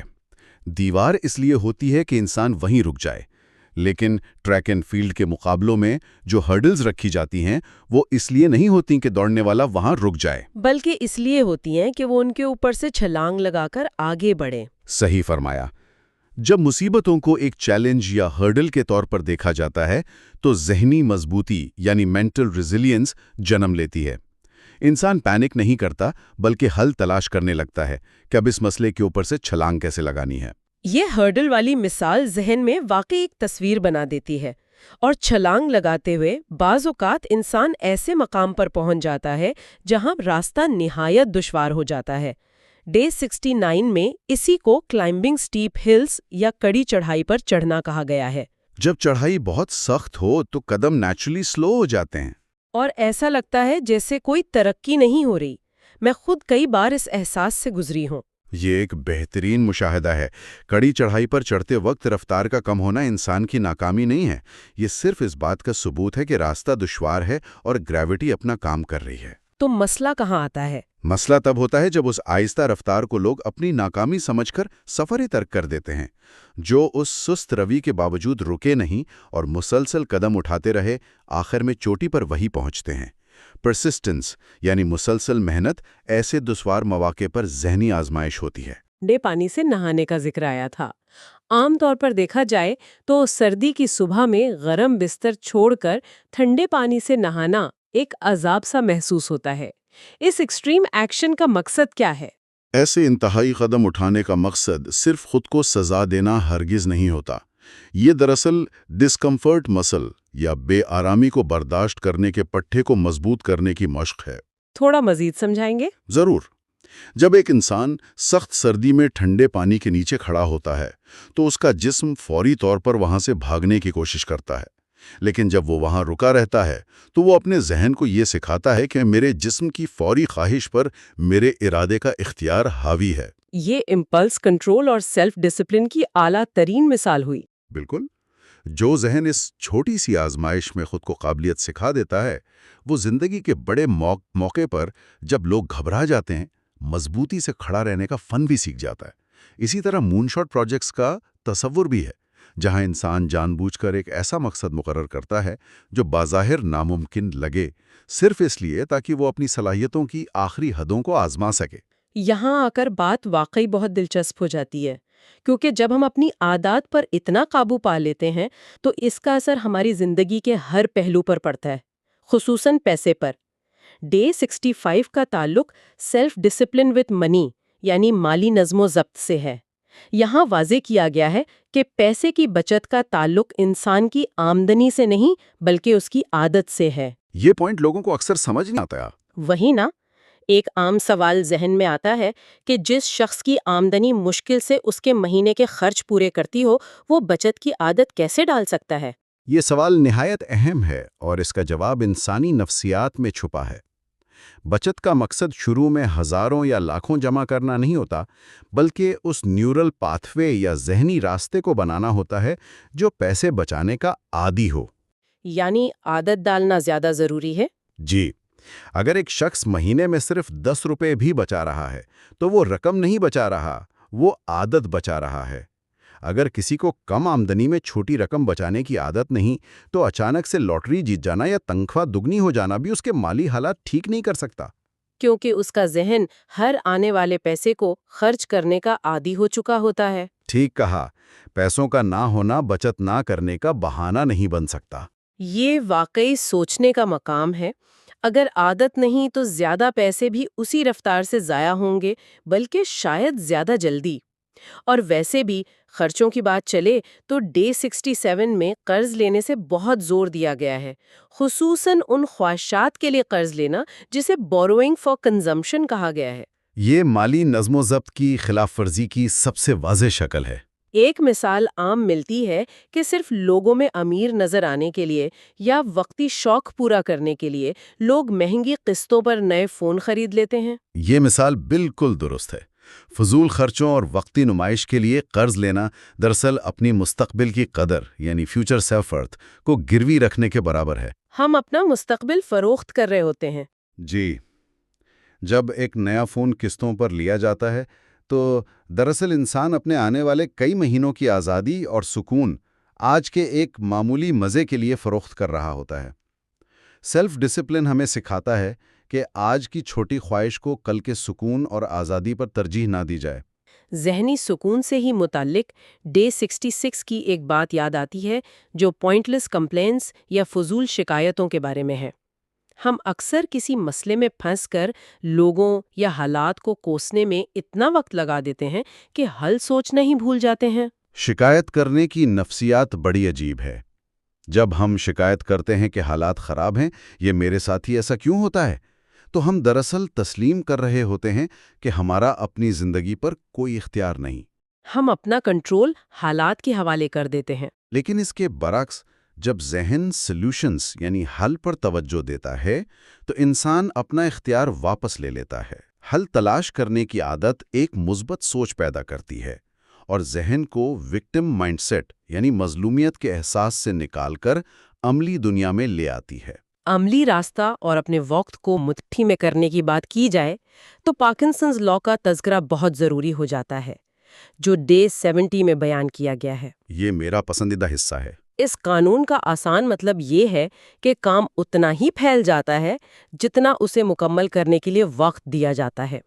جیسے اسٹوڈنٹ لائف میں ہوتا تھا کہ اگر کسی ایگزام کے لیے پورا ہفتہ ملا ہے تو آخری رات تک کتاب نہیں کھلتی تھی، اور ایگزام سے پہلی رات میں پورا سلیبس کور ہو جاتا تھا۔ یہ ایگزام کی مثال پارکنسنز لا کی بہترین اور سب سے عام عملی وضاحت ہے۔ ایسا کیوں ہوتا ہے؟ انسانی ذہن اہمیت کا اندازہ ارجنسی یا وقت کی کمی سے لگاتا ہے۔ اگر ایک عام سا کام جو 2 گھنٹے میں ہو سکتا ہے اس کے لیے خود کو 2 دن کا وقت دے دیا جائے تو ذہن سست روی کا شکار ہو جائے گا اور اس چھوٹے سے کام کو پھیلاتا چلا جائے گا۔ تو اس سست روی سے جان کیسے چھڑائی جائے؟ اس پروکریسٹینیشن کو ختم کرنے کا مؤثر حل یہ ہے کہ آرٹیفیشلی تنگ ڈیڈ لائنز یعنی سخت اور چھوٹی مہلتیں مقرر کی جائیں۔ جب وقت کم ہوتا ہے تو ذہن ادھر ادھر بھٹکنے کے بجائے فوری فوکس پر مجبور ہو جاتا ہے۔ اس سے نہ صرف وقت کا ضیاع رکتا ہے بلکہ کام کا معیار بھی زیادہ بہتر ہوتا ہے۔ تو ان سب تصورات کو اگر ایک لڑی میں پرویا جائے تو اصل مطلب کیا نکلتا ہے؟ بات یہاں آ کر سمٹتی ہے کہ سچی خوشی کسی فضول اور وقتی مزے یعنی ہیڈونک انجوائمنٹ میں نہیں بلکہ ایک گہرے مقصد یعنی یوڈائمونک ہیپینس میں پوشیدہ ہے۔ جسمانی صحت اور ذہنی مضبوطی ایک ہی سکے کے 2 رخ ہیں اور اندرونی لگن بیرونی انعامات سے کہیں زیادہ طاقتور ہے۔ بالکل، اور پیسے کو آمدنی کی نہیں بلکہ عادت کی ضرورت ہے۔ مشکلات کو راستے کی دیوار سمجھنے کے بجائے انہیں وہ ہڈل سمجھنا ہے جنہیں پار کر کے ہی منزل تک پہنچا جا سکتا ہے، اور سب سے بڑھ کر اپنے وقت کو بکھرنے دینے کے بجائے چھوٹی اور سخت ڈیڈ لائنز کے ذریعے اسے سمٹ کر استعمال کرنا ہے۔ اور سب سے اہم بات یہ ہے کہ یہ ساری تحقیق صرف سننے اور سر دھننے کے لیے نہیں ہے۔ ان معلومات کی اصل اہمیت تبھی ہے جب انہیں عملی طور پر لاگو کیا جائے۔ روزمرہ کے چھوٹے چھوٹے فیصلوں میں ان اصولوں کے آئینے میں حقیقت پسندی سے تجزیہ کرنا ضروری ہے۔ صحیح فرما رہی ہیں آپ۔ اس طویل اور معلوماتی سفر کے آخر میں ایک گہرا سوال چھوڑے جاتے ہیں جو کسی بھی فرد کو اکیلے پن میں غور کرنے پر مجبور کر دے گا۔ کیا زندگی میں راستہ روکنے والی سب سے بڑی رکاوٹ واقعی وہ کڑی چڑھائی ہے جو سامنے نظر آ رہی ہے، یا پھر وہ لمبا اور سست وقت کا دورانیہ ہے جو ہم نے خود کو دے رکھا ہے اور جو اندر ہی اندر آگے بڑھنے کی آگ کو بجھا رہا ہے؟ یہ خود احتسابی کا وہ راستہ ہے جو کسی بھی عام سوچ کو عزم و ہمت میں تبدیل کرنے کی صلاحیت رکھتا ہے۔ اس بہت مفید تجزیے کو یہاں مکمل کرتے ہیں، لیکن یاد رہے یہ سلسلہ ابھی باقی ہے۔ آخر میں واضح اعلان کرتے چلیں کہ اگلے حصے میں ڈے 71 سے 91 پر تفصیلی گفتگو ہوگی۔ اس حصے میں شناخت کی تبدیلی یعنی آئیڈینٹی چینج اور ذہنی حکمت یعنی مینٹل وزڈم جیسے بیحد اہم اور دلچسپ موضوعات پر روشنی ڈالی جائے گی، کیونکہ نظم و ضبط کو نکھار کر ہی آگے بڑھنے کا راستہ ہموار ہوتا ہے۔ آج کی اس معلوماتی بیٹھک میں ہم جس موضوع پر بات کرنے والے ہیں وہ بظاہر بہت عام سا لگتا ہے۔ جی بالکل، لیکن اس کے اندر ہماری روزمرہ کی سوچ اور رویوں کو مکمل طور پر بدل دینے کی طاقت موجود ہے۔ بالکل ایسا ہی ہے۔ آج ہم مارٹن میڈوز کی تحریروں اور ان کے جو ذاتی تجربات ہیں ان کا تجزیہ کر رہے ہیں۔ میرا مطلب ہے مارٹن کوئی روایتی مصنف نہیں ہے جو بس ایک آرام دہ کرسی پر بیٹھ کر نظریات پیش کرتے ہوں۔ ان کا اپنا ذاتی نشوونما کا سفر انتہائی سخت اور غیر معمولی تجربات سے بھرا ہوا ہے۔ ہاں، ذرا تصور کریں، ایک ایسا شخص جو ارادتاً اپنی مرضی سے 40 گھنٹے سے زیادہ کا فاقہ کرتا ہے۔ اور 40 گھنٹے کا فاقہ محض بھوک برداشت کرنے کا نام نہیں ہے۔ جب انسان 30ویں گھنٹے میں داخل ہوتا ہے نا، تو اس کا ذہن اسے ہزاروں بہانے پیش کرتا ہے کہ بس اب کھانا کھا لینا چاہیے۔ بالکل، ذہن ایک طرح سے بغاوت کر دیتا ہے، اور صرف فاقہ ہی نہیں، 2 غیر ملکی زبانوں پر مکمل عبور حاصل کرنا، اپنا وزن نمایاں حد تک کم کرنا، اور اس کے ساتھ ساتھ ایک ہی وقت میں مختلف کاروباری مہمات میں خود کو مکمل طور پر جھونک دینا، یہ سب بہت غیر معمولی ہے۔ تو آج کا ہمارا مشن یہ سمجھنا ہے کہ کس طرح کوئی بھی انسان اپنے کمفرٹ زون یعنی جو ہمارا ایک آرام دہ دائرہ ہوتا ہے اس سے باہر قدم نکال سکتا ہے۔ جی، اور اپنی دہائیوں پرانی پہچان کو ایک نئی شکل کیسے دے سکتا ہے، اور دوسروں کے ساتھ مل کر زندگی میں ایک ایسا نظم و ضبط لا سکتا ہے جو کسی قید خانے کی طرح محسوس نہ ہو۔ صحیح، تو چلیں اس کو تھوڑا تفصیل سے سمجھتے ہیں، کیونکہ جب بھی کمفرٹ زون سے باہر نکلنے اور کوئی نیا قدم اٹھانے کی بات آتی ہے تو انسان کو جو سب سے پہلا اور مضبوط احساس گھیرتا ہے وہ خوف ہے۔ بالکل، خوف ایک بہت فطری رد عمل ہے، اور مارٹن میڈوز کی ان تحریروں کی سب سے خاص بات یہی ہے کہ وہ قاری کو ایک آئینہ دکھاتی ہیں۔ کتاب میں 80-80 کے تحت مارٹن نے جس تصور پر زور دیا ہے وہ یہ ہے کہ اس خوف کا واحد اور سب سے طاقتور علاج صرف عمل ہے، یعنی ایکشن۔ ایسا ہی ہے۔ مارٹن واضح کرتے ہیں کہ ذاتی نشوونما یا جسے ہم سیلف ڈسپلن کہتے ہیں، یہ محض چند موٹیویشنل کتابیں پڑھ لینے یا بس ایک ہفتے تک صبح جلدی اٹھ جانے کا نام نہیں ہے۔ یہ روزمرہ کی ایک مسلسل جد و جہد ہے۔ لیکن کیا واقعی صرف قدم اٹھا لینے سے خوف ختم ہو جاتا ہے؟ یہ اتنا آسان تو نہیں لگتا۔ یہ ایک بنیادی نفسیاتی عمل ہے۔ دیکھیں، جب کوئی انسان اپنے کمفرٹ زون سے باہر قدم نکالتا ہے تو اس کا دماغ فوراً خطرے کی گھنٹی بجاتا ہے، کیونکہ دماغ کا کام ہی انسان کو محفوظ رکھنا ہے۔ جی، وہ ہمیں کسی بھی قسم کے خطرے سے بچانا چاہتا ہے۔ بالکل۔ اب کتاب میں دفتر کے اندر پریزنٹیشن دینے کے خوف کی ایک بہت عمدہ مثال دی گئی ہے۔ پبلک سپیکنگ یا لوگوں کے سامنے بولنا دنیا کے سب سے بڑے خوف میں شمار ہوتا ہے۔ اس کا روایتی حل تو یہی سمجھا جاتا ہے کہ انسان اس وقت تک انتظار کرے جب تک کہ اس کے اندر مکمل اعتماد نہ آ جائے۔ ہم مگر مارٹن بتاتے ہیں کہ اعتماد عمل سے پہلے نہیں آتا، بلکہ عمل کے دوران اور اس کے بعد آتا ہے۔ جب کوئی شخص شیشے کے سامنے کھڑے ہو کر بار بار اپنی پریزنٹیشن کی مشق کرتا ہے تو وہ دراصل اپنے اعصابی نظام کو اس دباؤ کا عادی بنا رہا ہوتا ہے۔ لیکن یہاں میرے ذہن میں ایک سوال پیدا ہوتا ہے، کیا شیشے کے سامنے اکیلے کھڑے ہو کر بولنے سے وہ دباؤ واقعی کم ہو سکتا ہے جو 50 لوگوں کے سامنے کھڑے ہو کر محسوس ہوتا ہے؟ کیا یہ ایک طرح سے خود کو بس تسلی دینے والی بات نہیں ہے؟ یہ خود کو تسلی دینا ہرگز نہیں ہے۔ اسے نفسیات کی زبان میں ایکسپوجر تھراپی کہا جاتا ہے۔ شیشے کے سامنے کھڑے ہو کر بولنا اس عمل کا پہلا اور سب سے محفوظ قدم ہے۔ تو اس سے دماغ کو کیا سگنل ملتا ہے؟ جب کوئی شخص بار بار اپنے ہی عکس کے سامنے الفاظ کی ادائیگی کرتا ہے تو اس کے دماغ کو یہ پیغام ملتا ہے کہ یہ عمل جان لیوا نہیں ہے۔ پھر جب وہ اصل پریزنٹیشن کے لیے بورڈ روم میں جاتا ہے تو یقیناً دل کی دھڑکن تیز ہوتی ہے۔ ہاں، گھبراہٹ تو پھر بھی ہوتی ہے۔ بالکل ہوتی ہے، لیکن وہ ابتدائی اور مفلوج کر دینے والا خوف ایک فوکسڈ انرجی یعنی ایک مرکوز توانائی میں تبدیل ہو چکا ہوتا ہے۔ وہ توانائی جو اسے بہتر کارکردگی دکھانے میں مدد دیتی ہے۔ اور یہی چیز ہمیں ڈے اینونوے کے اصول کی طرف لے جاتی ہے، جہاں مارٹن نے بہانے بازیاں ختم کرنے پر بات کی ہے۔ دماغ چونکہ محفوظ رہنا چاہتا ہے، اس لیے وہ عمل سے بچنے کے لیے بہانے گھڑتا ہے۔ بالکل درست۔ بہانے بنانا اصل میں کمفرٹ زون میں رہنے کی ایک بہت بڑی نشانی ہے۔ یعنی وہ تمام جواز جو ہم خود کو دیتے ہیں کہ آج موسم خراب ہے یا آج میری طبیعت کچھ بوجھل ہے، وہ دراصل ہمارے دماغ کے دفاعی میکانزم کا حصہ ہیں۔ بالکل ایسا ہی ہے۔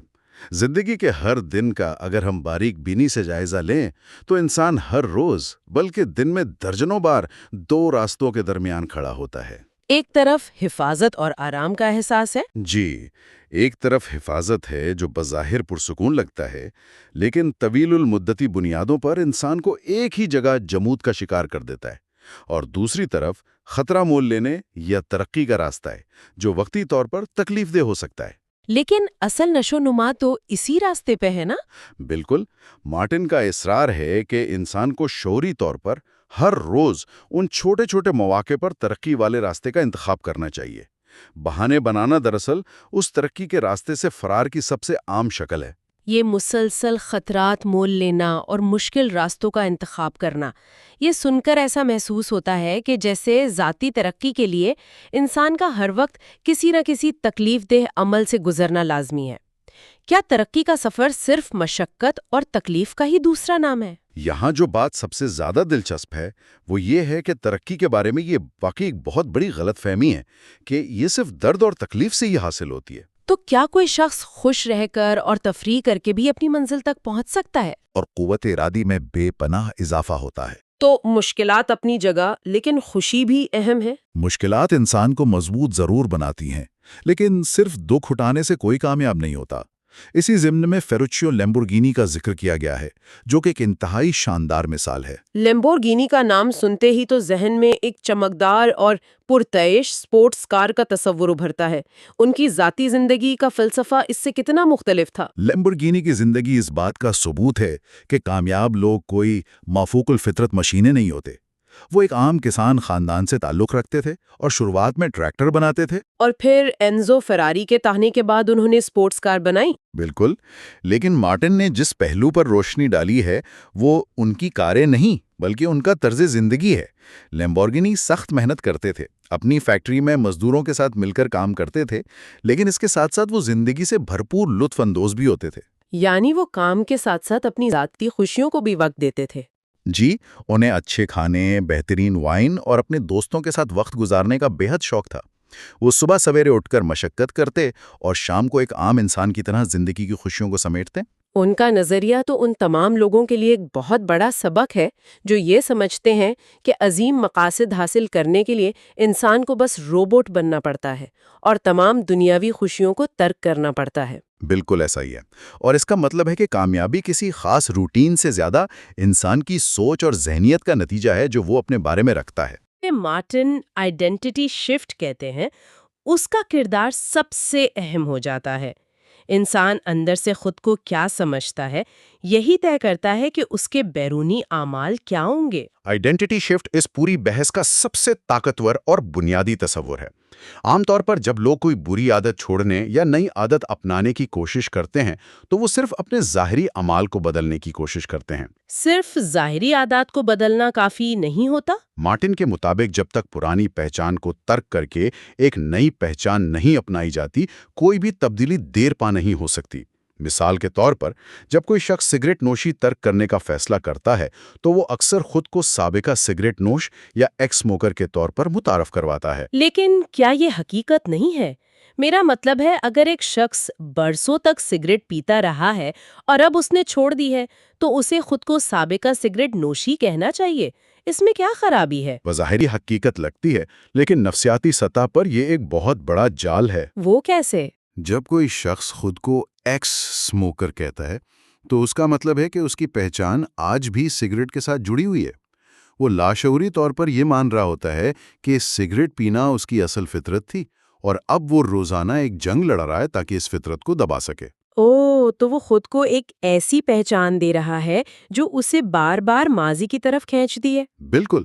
اس کے برعکس جب وہ شخص خود کو ایک مکمل نان سموکر تسلیم کر لیتا ہے، یعنی ایسا شخص جو سگریٹ کو اپنی زندگی کا حصہ ہی نہیں سمجھتا، تو فیصلہ سازی بہت آسان ہو جاتی ہے۔ کیونکہ ایک نان سموکر کو سگریٹ آفر کی جائے تو اسے انکار کرنے کے لیے کسی خاص قوت ارادی کی ضرورت نہیں پڑتی۔ یہ تو اس کی پہچان کا حصہ ہی نہیں ہے۔ بالکل درست۔ اسی طرح اگر کوئی شخص وزن کم کرنا چاہتا ہے تو اسے اپنے ذہن سے موٹے انسان کا لیبل ہٹانا ہوگا۔ جب تک وہ ذہن میں خود کو ایک موٹا اور کاہل شخص سمجھے گا، اس کے فیصلے اسی پرانی پہچان کے گرد گھومیں گے، چاہے وہ کتنی ہی ڈائٹنگ کیوں نہ کر لے۔ یہ ایک بہت گہری نفسیاتی حقیقت ہے، یعنی ہم جو زبان اپنے لیے استعمال کرتے ہیں وہ ہماری حقیقت بن جاتی ہے۔ اسی لیے شاید مارٹن سیلف ڈسپلن کو سزا کے بجائے ذاتی محبت یا سیلف لو کا نام دیتے ہیں۔ سیلف ڈسپلن کو سزا سمجھنا سب سے بڑی فکری غلطی ہے۔ ہم اکثر ڈسپلن کو ایک ایسی زنجیر سمجھتے ہیں جو ہمیں باندھ دیتی ہے، جیسے صبح جلدی اٹھنے کا الارم یا من پسند جنک فوڈ چھوڑ دینا۔ تو پھر اصل میں ڈسپلن کیا ہے؟ مارٹن وضاحت کرتے ہیں کہ جب کوئی انسان ڈسپلن کو اپناتا ہے تو وہ دراصل خود سے محبت کا اظہار کر رہا ہوتا ہے۔ وہ اپنے وقت، اپنے جسم اور اپنے مستقبل کی قدر کر رہا ہوتا ہے۔ یعنی وہ اپنے آپ کو بہتر بنا کر خود کو ایک تحفہ دے رہا ہوتا ہے۔ جی، جب ہم کمفرٹ زون میں بیٹھ کے عارضی خوشیوں کے پیچھے بھاگتے ہیں تو ہم دراصل اپنے ہی گرد خود فریبی کی غیر مری جیل کی سلاخیں بنا رہے ہوتے ہیں۔ ہمیں لگتا ہے کہ ہم آزاد ہیں، لیکن در حقیقت ہم اپنی ہی بری عادت کے قیدی بن چکے ہوتے ہیں۔ اور ڈسپلن ان پوشیدہ سلاخوں کو توڑ کر انسان کو وہ حقیقی آزادی دیتا ہے جہاں وہ اپنی مرضی کی زندگی تخلیق کر سکے۔ اور ان پوشیدہ سلاخوں کو توڑنا اکیلے انسان کے بس کی بات نہیں لگتی۔ اکیلے چلتے ہوئے حوصلہ ہارنا بہت آسان ہوتا ہے۔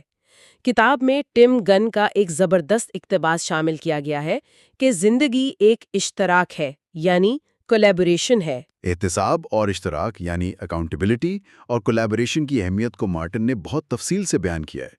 جب کوئی انسان تنہا کسی مشکل ہدف کی طرف نکلتا ہے تو جس دن اس کا موڈ خراب ہوتا ہے یا وہ تھک جاتا ہے، وہ بڑی آسانی سے روٹین ترک کر دیتا ہے، کیونکہ اسے کوئی دیکھنے والا نہیں ہوتا، کوئی پوچھنے والا نہیں ہوتا۔ بالکل، وہ خود کو ہزار بہانے بنا کر معاف کر دیتا ہے۔ لیکن جب اس کے ارد گرد ایسے لوگ موجود ہوں جو اس کے سفر کے بارے میں جانتے ہوں اور پرواہ کرتے ہوں تو ایک قدرتی احتسابی نظام بن جاتا ہے۔ جیسے میرا مطلب ہے اگر کسی نے صبح دوڑنے جانا ہے اور اس کے ساتھ کوئی دوست بھی جانے والا ہے تو وہ شخص صرف اس لیے بستر سے اٹھ جاتا ہے کہ اس کا دوست باہر انتظار کر رہا ہوگا۔ جی، ہم اکثر دوسروں کو مایوس نہیں کرنا چاہتے، چاہے ہم خود کو مایوس کر لیں۔ اور آج کل تو یہ احتساب صرف دوستوں تک محدود نہیں رہا۔ نہیں، یہ دوست، خاندان کے افراد یا انٹرنیٹ پر موجود مختلف فورمز اور کمیونٹیز بھی ہو سکتی ہیں۔ جب کوئی شخص اپنا روزمرہ کا کام یا ہدف کسی کمیونٹی کے ساتھ شیئر کرتا ہے تو ان کی طرف سے ملنے والی حوصلہ افزائی اسے ان دنوں میں بھی متحرک رکھتی ہے جب اس کا اپنا ذہن اسے ہار ماننے کا مشورہ دے رہا ہوتا ہے۔ اور دوسروں کے تجربات سے سیکھنا بھی تو اشتراک کی ایک شکل ہے نا، جو ہمیں کتابوں کے موضوع کی طرف لے جاتا ہے۔ کتابوں کا ذکر آیا ہے تو مارٹن نے ایک بہت چھپتی ہوئی حقیقت کی طرف اشارہ کیا ہے۔ ہم میں سے بہت سے لوگوں کو کتابیں خریدنے، انہیں الماریوں میں سجانے اور ایک کے بعد ایک موٹیویشنل کتاب پڑھنے کا لت کی حد تک شوق ہوتا ہے۔ ایسا محسوس ہوتا ہے جیسے بس معلومات جمع کرنے سے ہی زندگی بدل جائے گی۔ یہ دور حاضر کے ایک بہت بڑا المیہ ہے، جسے پروڈکٹیو پروکیسٹینیشن یعنی پیداواری تاخیر بھی کہا جا سکتا ہے۔ انسان کو لگتا ہے کہ وہ کچھ کر رہا ہے کیونکہ وہ پڑھ رہا ہے، لیکن عملی طور پر وہ کچھ نہیں کر رہا ہوتا۔ تو اس کا حل کیا ہے؟ مارٹن اس حوالے سے بہت سخت مشورہ دیتے ہیں کہ علم جمع کرنا بے سود ہے جب تک کہ اسے عمل میں نہ لایا جائے۔ انہوں نے ایک قاعدہ پیش کیا ہے کہ انسان جو بھی کتاب پڑھے اس میں سے کم صرف ایک ایسا سبق ضرور نکالے جسے وہ اگلے ہی دن سے اپنی زندگی میں لاگو کر سکے۔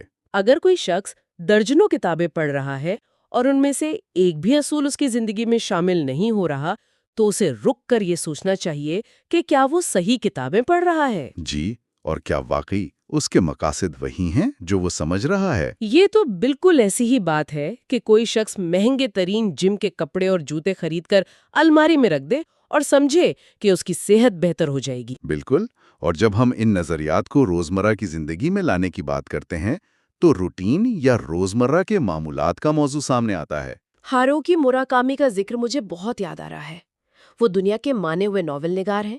ان کے معمولات کے بارے میں جو کچھ کتاب میں لکھا ہے اس نے مجھے بہت حیران کیا۔ ان کا نظریہ ہے کہ اہداف حاصل کرنے کے لیے روٹین کو سماجی زندگی پر ترجیح دینی چاہیے۔ لیکن کیا اس طرح انسان مکمل طور پر تنہائی کا شکار نہیں ہو جائے گا؟ کیا سماجی تعلقات کاٹ دینا ایک صحت مند رویہ ہے؟ موراکامی کی روٹین واقعی انتہائی سخت ہے۔ وہ صبح 4 بجے اٹھتے ہیں، گھنٹوں لکھتے ہیں، پھر 10 کلومیٹر دوڑتے ہیں اور رات 9 بجے سو جاتے ہیں۔ ان کا یہ معمول ان کی سماجی زندگی کو تقریباً ختم کر دیتا ہے۔ تو کیا مارٹن بھی یہی مشورہ دے رہے ہیں کہ ہم سب دنیا سے کٹ جائیں؟ مارٹن یہاں جو بات سمجھانا چاہ رہے ہیں وہ یہ نہیں ہے کہ ہر شخص دنیا سے کٹ کر غار میں بیٹھ جائے، بلکہ وہ یہ ہے کہ زندگی میں کچھ ایسے خاص ادوار یا سیزن آتے ہیں جہاں آپ کے مقاصد اتنے بڑے ہوتے ہیں کہ آپ کو اپنی ترجیحات کا بے رحمی سے تعین کرنا پڑتا ہے۔ یعنی روٹین انسان کو عارضی موٹیویشن کی محتاجی سے نکالتی ہے۔ بالکل، اگر آپ موڈ کے حساب سے کام کریں گے تو شاید مہینے میں صرف 10 دن کام ہو۔ موراکامی کا نقطہ یہ ہے کہ آپ کی روٹین آپ کے جذباتی اتار چڑھاؤ سے بالاتر ہونی چاہیے۔ اور جب ہم اس قدر مضبوط روٹین کی بات کرتے ہیں تو اس میں وقت کی پابندی کی اہمیت بہت بڑھ جاتی ہے۔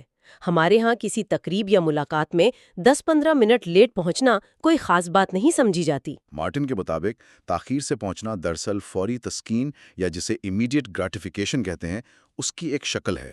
وقت کی پابندی اور فوری تسکین کا آپس میں کیا تعلق ہے؟ یہ زاویہ بہت گہرا لگتا ہے۔ 10 منٹ کی تاخیر کرتا ہے تو دراصل اس نے اس وقت اپنی فوری راحت کو اس ملاقات پر ترجیح دی ہوتی ہے۔ وہ بستر میں کچھ دیر اور رہنا چاہتا تھا یا کوئی ویڈیو ختم کرنا چاہتا تھا۔ وہ فوری تسکین اس وقت تو مل جاتی ہے، لیکن اس کی قیمت اسے اپنے رشتوں میں اعتبار اور بھروسے کی صورت میں چکانی پڑتی ہے۔ اس عادت کو توڑنے کا مارٹن نے جو عملی حل بتایا ہے وہ یہ ہے کہ اگلے 30 دن تک کوئی بھی شخص یہ عزم کرے کہ وہ اپنی ہر ملاقات، ہر کام میں طے شدہ وقت سے ٹھیک 5 منٹ جلدی پہنچے گا۔ 1 مہینے کی یہ مشق اس کے دماغ کو فوری تسکین کے جال سے نکال دے گی۔ اور اگر فوری تسکین کے اس جال سے نہ نکالا جائے تو پھر اس کی قیمت کس طرح ادا کرنی پڑتی ہے، اسے مارٹن نے قرض اور سود کی ایک بہت شاندار مثال سے واضح کیا ہے۔ غیر محتاط اور بغیر نظم و ضبط کے کیے گئے فیصلوں کو ان قرض دہندگانوں یا کریڈیٹرز سے تشبیہ دی گئی ہے جو بے تحاشا سود وصول کرتے ہیں۔ جیسے جب کوئی شخص رات کو دیر تک جاگ کر تفریح کرتا ہے تو وہ اگلے دن کی توانائی آج ہی قرض لے رہا ہوتا ہے۔ یہ ایک فوری راحت کا فیصلہ ہوتا ہے۔ لیکن اگلی صبح جب وہ تھکاوٹ کے ساتھ اٹھتا ہے، کام پر توجہ نہیں دے پاتا، تو وہ دراصل اس قرض پر بھاری سود ادا کر رہا ہوتا ہے۔ انسان کے غیر ذمہ دارانہ فیصلے وقتی طور پر تو اچھے لگتے ہیں، لیکن مستقبل میں وہ اس کی صحت، کیریئر اور رشتوں پر سود در سود کی طرح جمع ہوتے رہتے ہیں۔ یہاں تک کہ وہ دیوالیہ ہو جاتا ہے۔ اور اس سود سے بچنے کے لیے کام کی روانی کے دوران ایک اور بہت دلچسپ تکنیک کا ذکر کیا گیا ہے جسے رائٹنگ فلو سے جوڑا گیا ہے۔ مارٹن بتاتے ہیں کہ ارنسٹ ہیمنگوے جیسے عظیم لکھاری بھی اس پر عمل کرتے تھے۔ وہ کام کو اس وقت روک دیتے تھے جب وہ بالکل روانی میں ہوتا تھا۔ ذہن کی نفسیات کے ساتھ کھیلا گیا یہ ایک بہت ہی زبردست حربہ ہے۔ عام طور پر انسان اس وقت کام چھوڑتا ہے جب وہ تھک جاتا ہے یا کسی مشکل میں پھنس جاتا ہے۔ اس کا نتیجہ یہ نکلتا ہے کہ اگلے دن جب وہ دوبارہ کام شروع کرنے لگتا ہے تو اس کا ذہن اسی تھکاوٹ اور مشکل کو یاد کر کے ہچکچاہٹ کا شکار ہو جاتا ہے۔ کام دوبارہ شروع کرنا پہاڑ چڑھنے جیسا محسوس ہوتا ہے۔ لیکن اگر کام کو اس وقت روکا جائے جب ذہن خیالات سے بھرا ہوا ہو، حتیٰ کہ کوئی جملہ بیچ میں ہی ادھورا چھوڑ دیا جائے، تو انسانی ذہن کا ایک اصول ہے جسے زیگارنک ایفیکٹ کہتے ہیں۔ زیگارنک ایفیکٹ کیا ہے؟ ذہن ادھوری چیزوں کو یاد رکھتا ہے اور انہیں مکمل کرنے کے لیے بےتاب رہتا ہے۔ اگلی صبح جب وہ شخص اپنے ڈیسک پر واپس آتا ہے تو اسے شروعات کرنے میں کوئی دقت نہیں ہوتی۔ وہ فوراً اسی ادھورے جملے سے آغاز کرتا ہے اور کام کی روانی بحال ہو جاتی ہے۔ یہ چیزیں بظاہر بہت چھوٹی لگتی ہیں، شیشے کے سامنے بولنا، 5 منٹ جلدی پہنچنا، خود کو نان سموکر کہنا، ادھورا جملہ چھوڑنا، لیکن ان سب کا مجموعہ ایک بہت بڑی تبدیلی لاتا ہے۔ بالکل ایسا ہی ہے۔ یہ بالکل ایسا ہی ہے جیسے کوئی شخص ایک بہت اونچے پہاڑ کے دامن میں کھڑا ہو۔ اگر وہ مسلسل پہاڑ کی چوٹی کی طرف دیکھے گا تو اس کی اونچائی اور فاصلہ اسے خوفزدہ کر دے گا کہ وہ کبھی وہاں نہیں پہنچ سکتا۔ لیکن اگر وہ اپنی نظر صرف اپنے اگلے قدم پر رکھے تو ایک وقت میں صرف ایک قدم اٹھانے سے وہ بالآخر اس چوٹی کو سر کر لیتا ہے اور اسے مایوسی کا احساس بھی کم ہوتا ہے۔ اور جیسے جیسے انسان اس ذاتی نشوونما کے سفر میں آگے بڑھتا ہے، اس کی زندگی کے سال بھی گزرتے ہیں۔ کتاب میں عمر کے بڑھنے کے حوالے سے ایک بہت ہی پازیٹیو سوچ دی گئی ہے۔ اکثر لوگ ایک خاص عمر کے بعد کہتے ہیں کہ اب میں بوڑھا ہو رہا ہوں۔ یہ جملہ بذات خود انسان کی توانائیاں نچوڑ لیتا ہے۔ مارٹن کہتے ہیں کہ اس کی جگہ یہ سوچنا چاہیے کہ میں زیادہ طویل عرصہ جی رہا ہوں۔ گہرا اثر ڈالتا ہے۔ بوڑھا ہونا ایک طرح سے زوال اور کمزوری کی نشاندہی کرتا ہے، جبکہ طویل عرصہ جینا زندگی کے تسلسل، تجربے اور مزید کچھ کر گزرنے کی طرف اشارہ کرتا ہے۔ یہ سوچ انسان کو سکھاتی ہے کہ ذاتی نشوونما کی کوئی مقررہ تاریخ ختم نہیں ہوتی۔ جی تو اگر ہم آج کی اس پوری گفتگو کا نچوڑ نکالیں اور مارٹن میڈوز کی ان تمام ہفتوں کی تعلیمات کو سمیٹیں تو سب سے بڑا سبق کیا ملتا ہے؟ سب سے بڑا سبق؟ حتمی سبق یہ ہے کہ سیلف ڈسپلن، اپنے کمفرٹ زون سے باہر آنا اور اپنی پہچان کو مسلسل بہتر بناتے رہنا، یہ محض چند ہفتوں کا کوئی کورس یا 1 سال کا کوئی پروجیکٹ نہیں ہے جس کے بعد انسان کہہ سکے کہ اب میں مکمل ہو گیا ہوں۔ بالکل، یہ دراصل ایک عمر بھر کا سفر ہے۔ انسان کو ہر روز بیدار ہو کر یہ فیصلہ کرنا ہوتا ہے کہ اس نے آج اپنی پرانی آرام دہ پہچان کے خول میں رہنا ہے یا کچھ نیا سیکھنے اور آگے بڑھنے کے خطرے کو گلے لگانا ہے۔ اور یہی اس سفر کی سب سے بڑی خوبصورتی ہے کہ یہ کبھی ختم نہیں ہوتا۔ سننے والوں کے لیے یہ سمجھنا بہت ضروری ہے کہ ہم نے آج روٹین، نظم و ضبط اور مسلسل عمل کی بہت بات کی، لیکن اس پوری گفتگو کے بعد ایک بالکل نیا خیال ابھرتا ہے جو میں چاہوں گی کہ سب اس پر غور کریں۔ وہ کیا؟ ذرا تصور کریں، اگر کل صبح جب آپ جاگیں اور آپ کی وہ پرانی پہچان مکمل طور پر ختم ہو چکی ہو اور آپ ایک بالکل نئے اور باضابطہ انسان بن چکے ہوں، تو وہ پہلا قدم یا پہلا کام کیا ہوگا جو آپ اپنی پرانی زندگی کے برعکس بالکل مختلف انداز میں کریں گے؟ اس گہرے سوال کے ساتھ ہی آج کی نشست کو یہیں پہ روکتے ہیں۔ اگلے پڑاؤ تک کے لیے اجازت۔